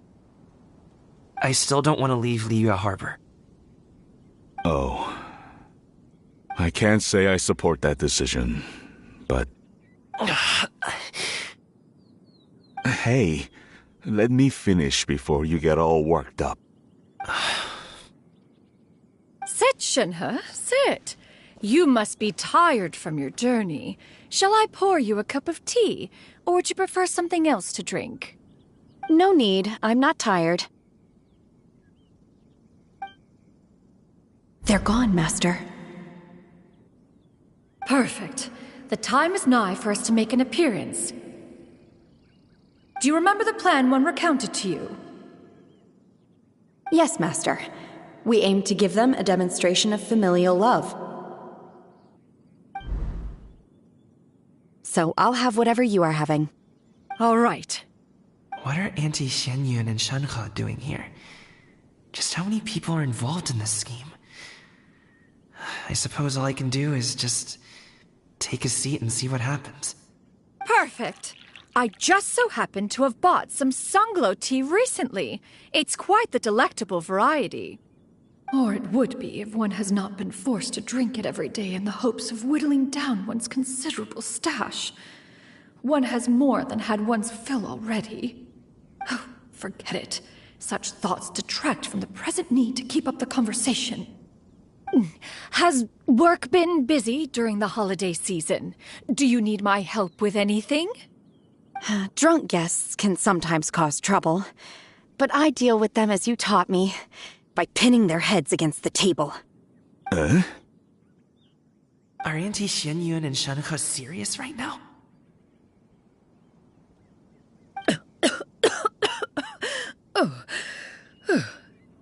Oh dear. While one was busy orchestrating this act, one seems to have forgotten about Shenhe's various eccentricities. What I meant to ask was, have you made any new friends? We live so far from each other. It would be a great comfort to me to know you were surrounded by good companions. You already know of my past circumstances. Recently, I've been conversing with Guoba in the kitchen at night.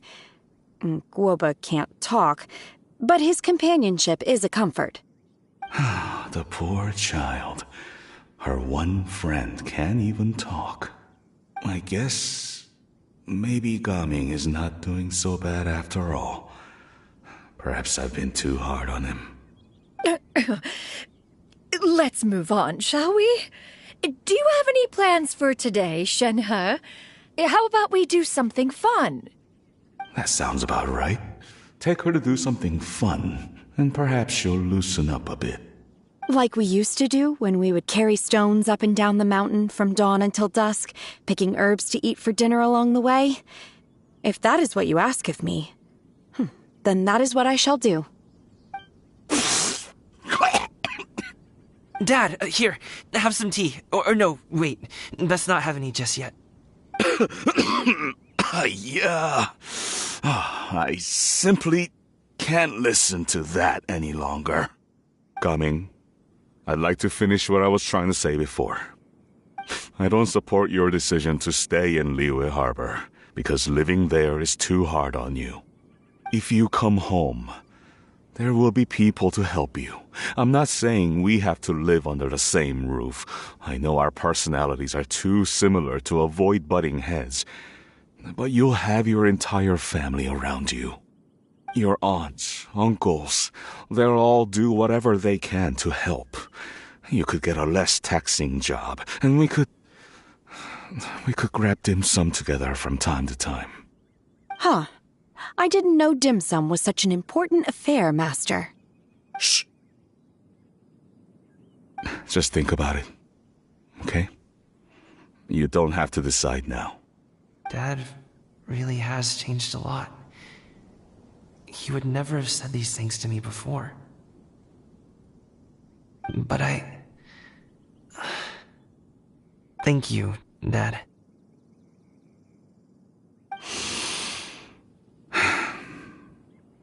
It's been long enough, don't you think? Oh, Paimon sure hopes they've made up by now. Oh, they're drinking tea in silence. That's not a good sign.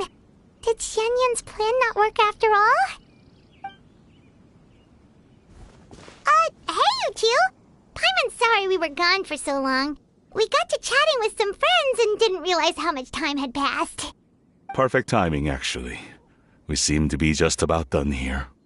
Yep, let's go. I'll get the bags.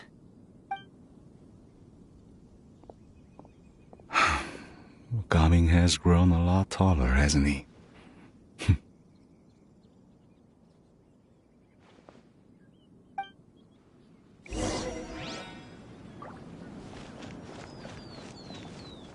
Master, did I say something wrong earlier? I tried to go along with your questions, but when I saw how you and that man reacted, I started to wonder. Not at all. Certain unforeseen variables may have presented themselves along the way, but the outcome proved favorable. The plan was a success. Then I helped?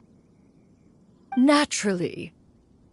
Your purity of spirit is one of your greatest strengths, Shenhe. You need not change who you are.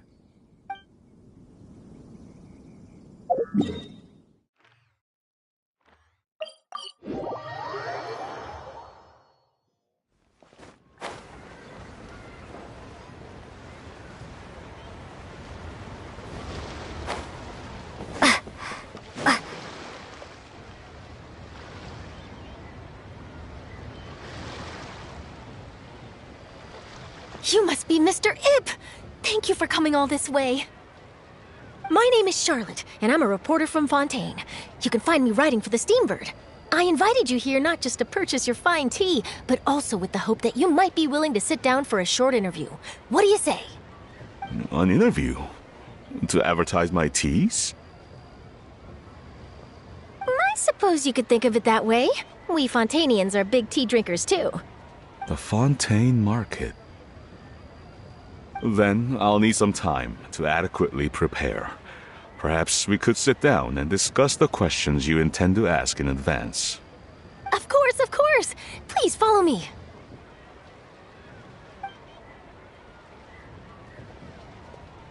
Is this person also involved in your plan? And here I thought I had lots of connections. I suppose I've been humbled. You sure know all kinds of cool and important people. Over here!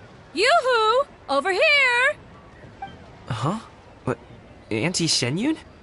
She probably wants to talk about the next phase of the plan. Let's go while your dad is still distracted.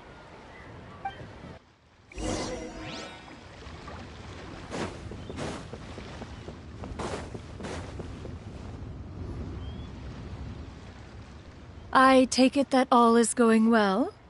Don't worry, Shenyun. Everything is going according to plan. I knew it. I knew that was all an act earlier. Auntie Shenyun is really something. She was so determined to help me. She didn't even care about making herself and Shanka appear foolish in front of my family. She truly knows how to look out for others. I still have a lot to learn. As for the next step... Oh no! What's wrong, Gamin? Don't tell me you're the ones footing the bill for all that tea. I can't let you do that. Fret not. Reimbursements will be made. Exactly. Think of it more as an investment, as Ningguang would say.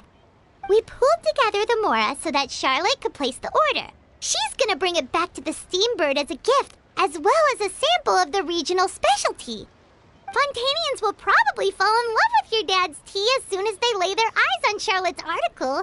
And once all the money from the new orders begin to roll in, getting our Mora back will be a piece of cake. Oh, okay. Business-related matters always seem to go over my head, but I refuse to let you all lose Mora on my behalf. I'll pay you back right now. We can talk about such matters at a later date. There are more important matters for you to consider at the moment, are there not? Yes. I've been thinking about it the whole way here. I have an idea, but I'd hate to cause even more trouble for all of you. That is for us to decide. Yeah, we're all friends here. Plus, we wouldn't be here if we didn't want to help, right? Just tell us about this idea of yours. Okay. So, it's like this.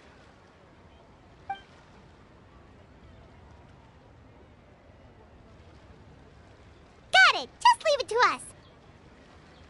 Let's split up and make it happen.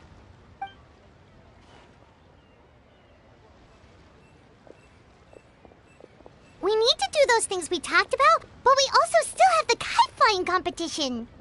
Since Xiao already tested out those kites for us, why don't we also go buy one of those mechanical thingamabobs or whatever they're called? We can attach it to our kite.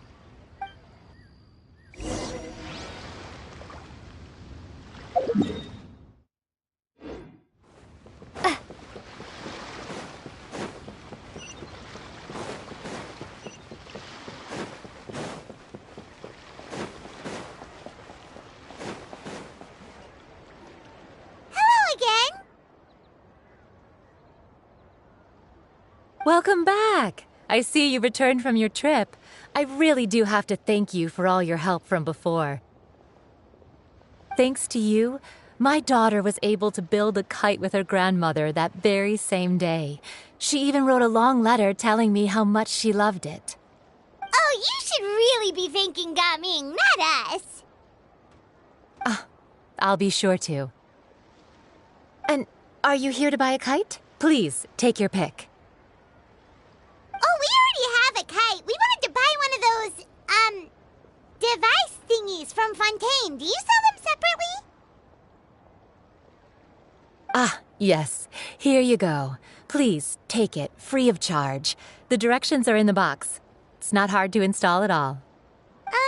It doesn't feel right for us to just take it. Well, nor would it feel right for me to take your Mora. Good luck in the kite flying competition. I'll be rooting for you. All right then, thank you.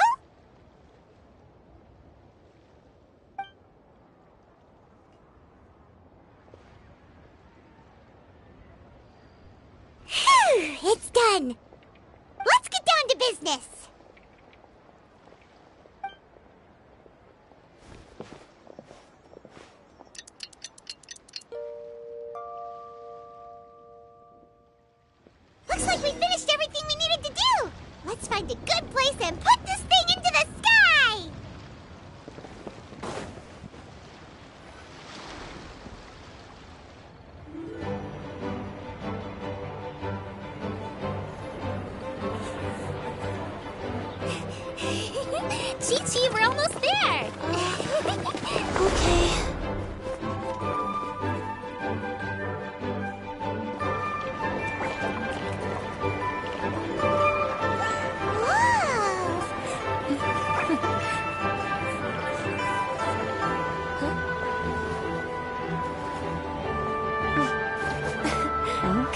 Allow me. The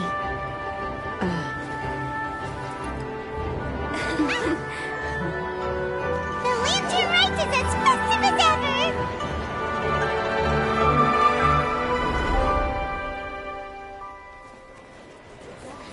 Huh? What's going on? Did something happen?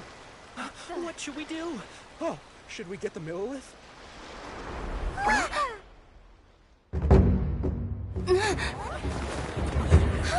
What's that?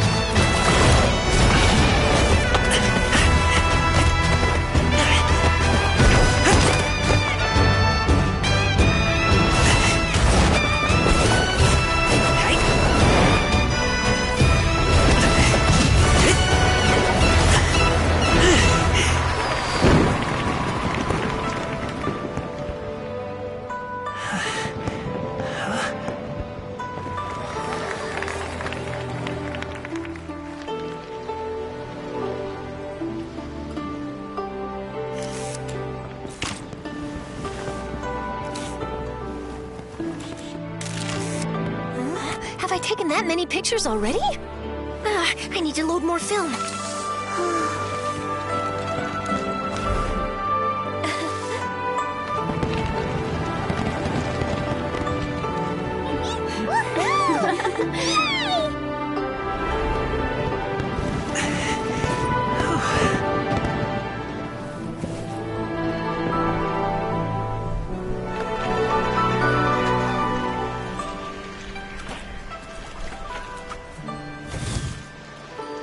Wait, the wind. Oh my gosh! Mommy, I want a big kite like that too! Do you see that kite way out in front? It's so beautiful!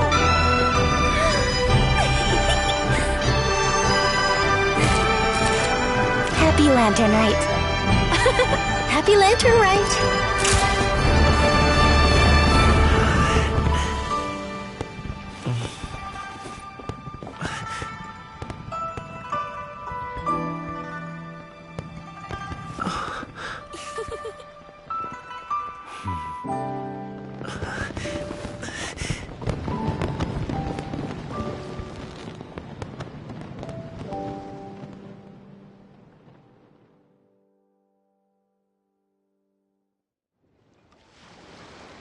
Gumming's performance was so cool, Paimon almost wanted to join in! You saw that, right, Traveler?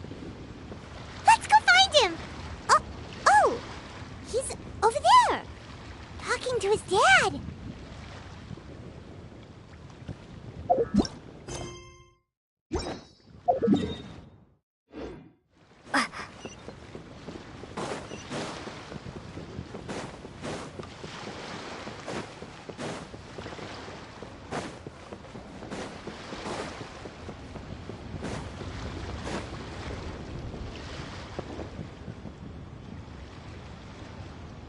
I think I'll head off now, if that's okay.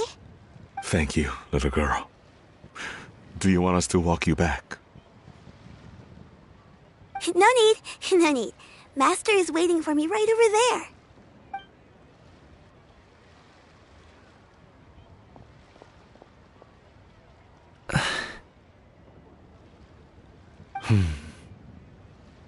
Son.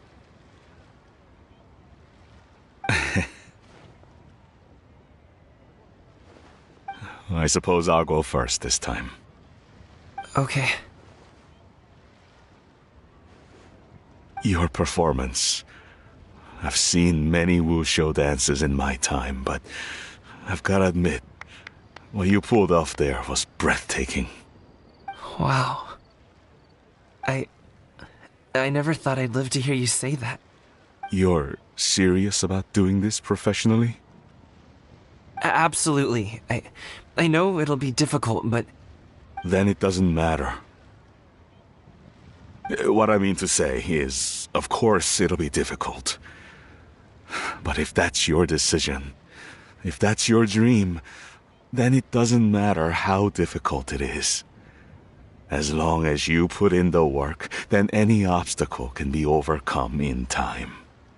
Really, when I was young, I also... Actually, how about we save that story of my past for another time? All I really want to say is, I've changed my mind. Much like this kite, you also deserve to soar to new heights. Dad.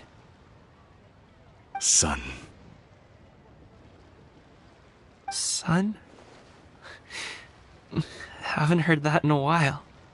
I bet you're wondering what's gotten into me saying all this. Well, a little bit, yeah. Anyway, I know I've never found the chance to say this before, but... to me, Gaming, you've always been a great kid.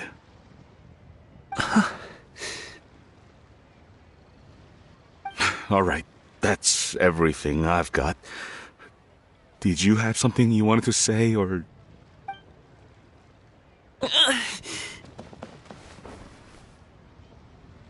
Seeing the two of them talk things through like this really gives Paimon a sense of accomplishment. Now go. Over there. Your friends are still waiting for you. Huh? But you came all this way. I'll be staying in Liyue Harbor for a bit longer. When you have time, we can grab dim sum together. Your treat, right? Dad, honestly. Go. Okay, then I'm off. See you soon.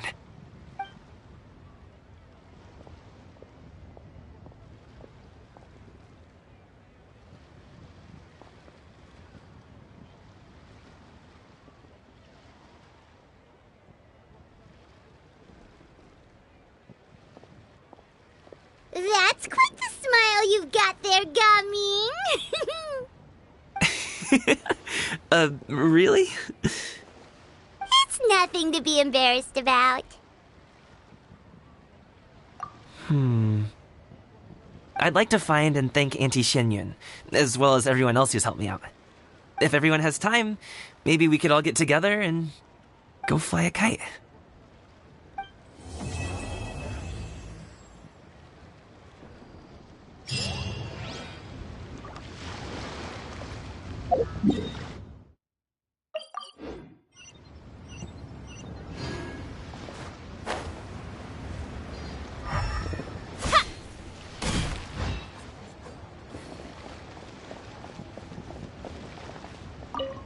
Lantern Rite was simply amazing. I'm not sure I'll be able to sleep tonight. Oh, that? Yeah, interesting story. It was invented by a guy from Fontaine. His name is Ildison. He's always tinkering away at some mechanism or another. He's even asked the Steambird to write about his inventions on more than one occasion. I believe I have a direct quote from him about this particular one. Yes, here it is. The device is powered entirely by mechanical components without the need for any additional energy source. Basically, it's a manually operated cranking device. How high it can fly entirely depends on how much force you can exert. Combining this invention with a kite. What a great idea, right? Oh, my conversation with Mr. Ip went really well. I've already sent the first draft of my article back to the Steambird. It's a piece that contains all the pertinent information while also telling a story. I'm quite proud of it. Oh, that reminds me. I should thank everyone who made this possible for me. Especially that spirited lady with those peculiar turns of phrase. Miss Shenyun was her name, right? It was all thanks to your connections and creativity. I would have never thought I'd be able to bring such a special gift back to Fontaine with me. This was my first time experiencing a foreign holiday in person. It was so exciting! The festive atmosphere, the contagious holiday spirit, the profound, storied cultural traditions steeped in symbolism. Oh, I almost forgot. Kuching even gave me a kite with a poem on it that she wrote herself. It goes, "Dreams are like paper kites. With them do our hopes take flight. Sailing high above the clouds, they yearn for something more profound. Yet try we may and try we might. A deeper truth waits in plain sight. Though we hang our hopes in skies abound, many joys lie on the ground." I want to include this poem in my special feature on Lantern Rite. I'm sure a lot of people will love it. Yep, and happy Lantern Rite to you.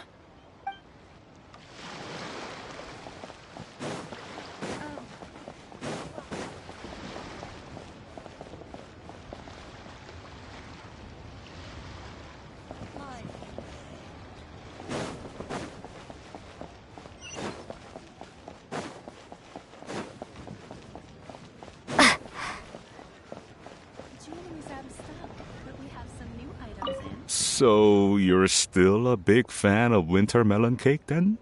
Huh? Oh, I guess you heard everything Paimon was saying, huh? Of course. She was talking about you. As your father, how could I not listen?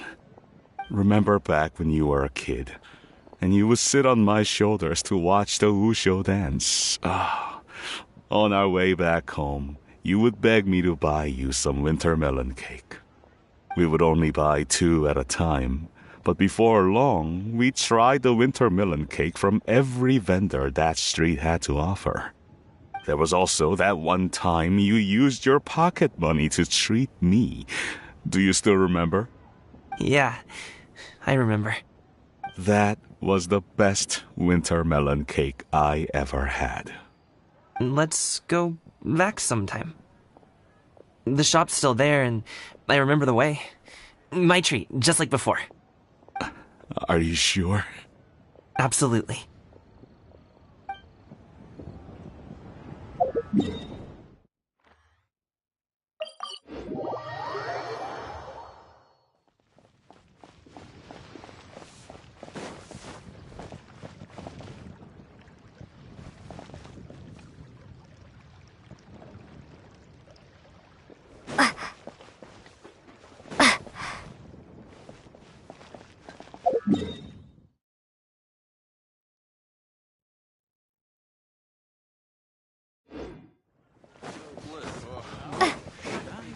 Why not treat yourself to a seasonal gift from Scent of Spring? I promise it will be... Adventurer, think you can last a round against me? One may have won the kite-flying competition, Yu Hung, but this prize should truly be reserved for another. You need not be so humble, Honored Adeptus. Among all the kites, yours was quite literally a cut above the rest. Please accept this prize. You deserve it. Besides, I'm quite certain we owe a fair share of the success of this year's Lantern Rite to you. If you insist, then one can hardly continue to refuse. However, there is another matter with which one would ask your assistance. Of course. One would be much obliged if you could distribute this case of Sunglow tea among the Millilith on duty. The security of the festivities rests entirely on their shoulders, after all. One presumes they could always benefit from something to invigorate their spirits. Cloud Retainer is so thoughtful and attentive to others' needs. I would expect nothing less of an esteemed adeptus such as herself. Understood. I'll get on that right away. A fortuitous result indeed. One's tea surplus has hitherto resolved itself.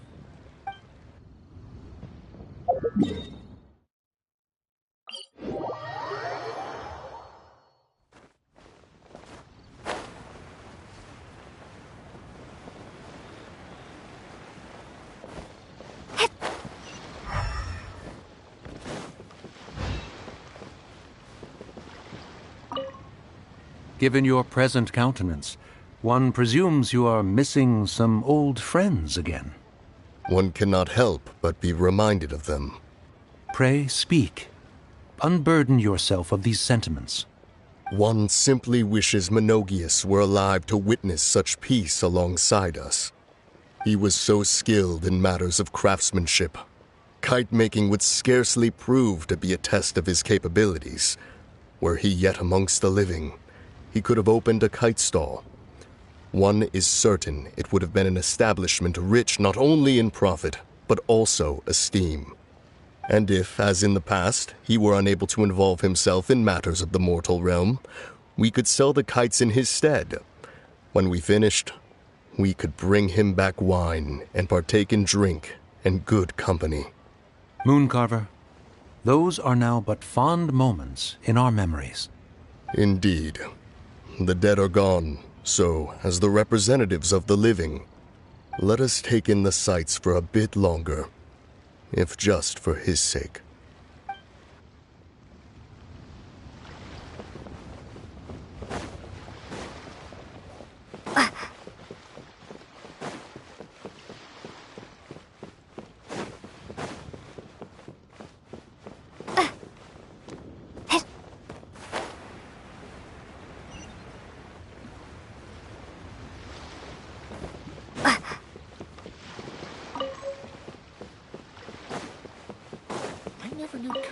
So many styles.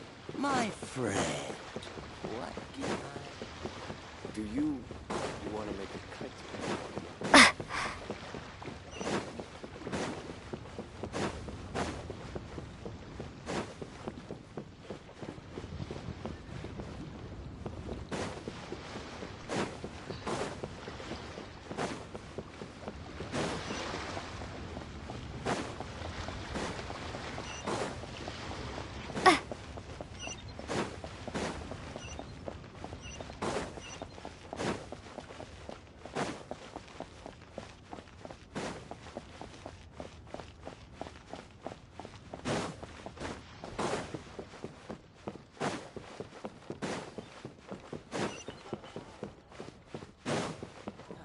Where has Master gone this time?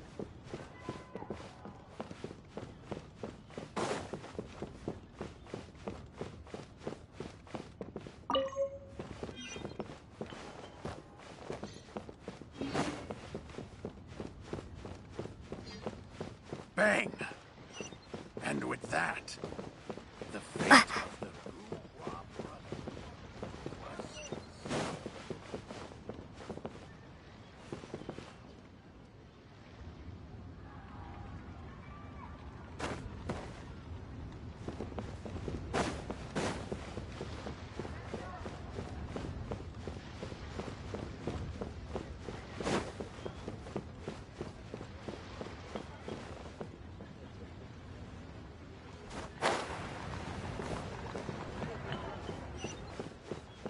새로운 임무가 생겼어. 아직은 쉴 때가 아니야.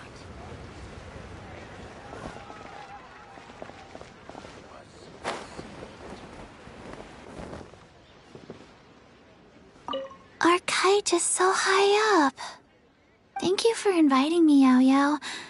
I am having a lot of fun. I'm glad. If you want, we can go fly kites some other time, too. The fun doesn't have to end today. Really?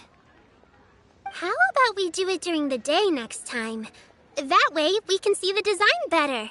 When it flies super high up, it will look exactly like a real finch. Okay. Can I take this kite to bed with me? But of course.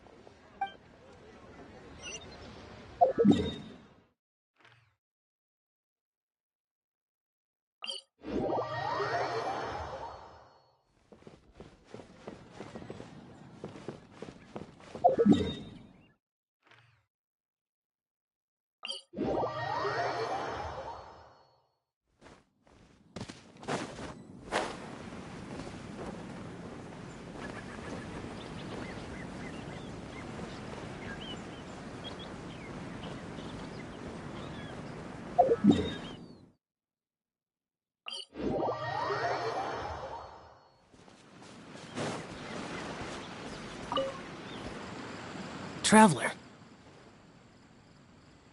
Being in the city isn't the only way for me to appreciate the lights and beauty of Lanternrite. Look. Liyue Harbor lies just beyond this mountain. As long as I stand at this vantage point, I may freely behold the sights of all the kites slowly ascending into the sky. For me, that is enough. I invited you here because there is something I would like to do. I want to release a shell lantern, and I'd like you to be there for it. Yes.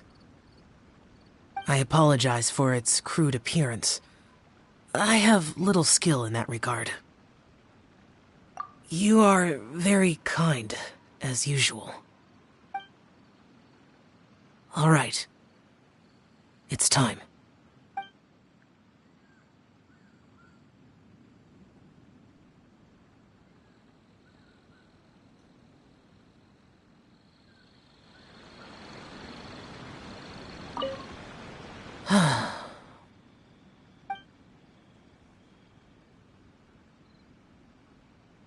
Traveler. Thank you.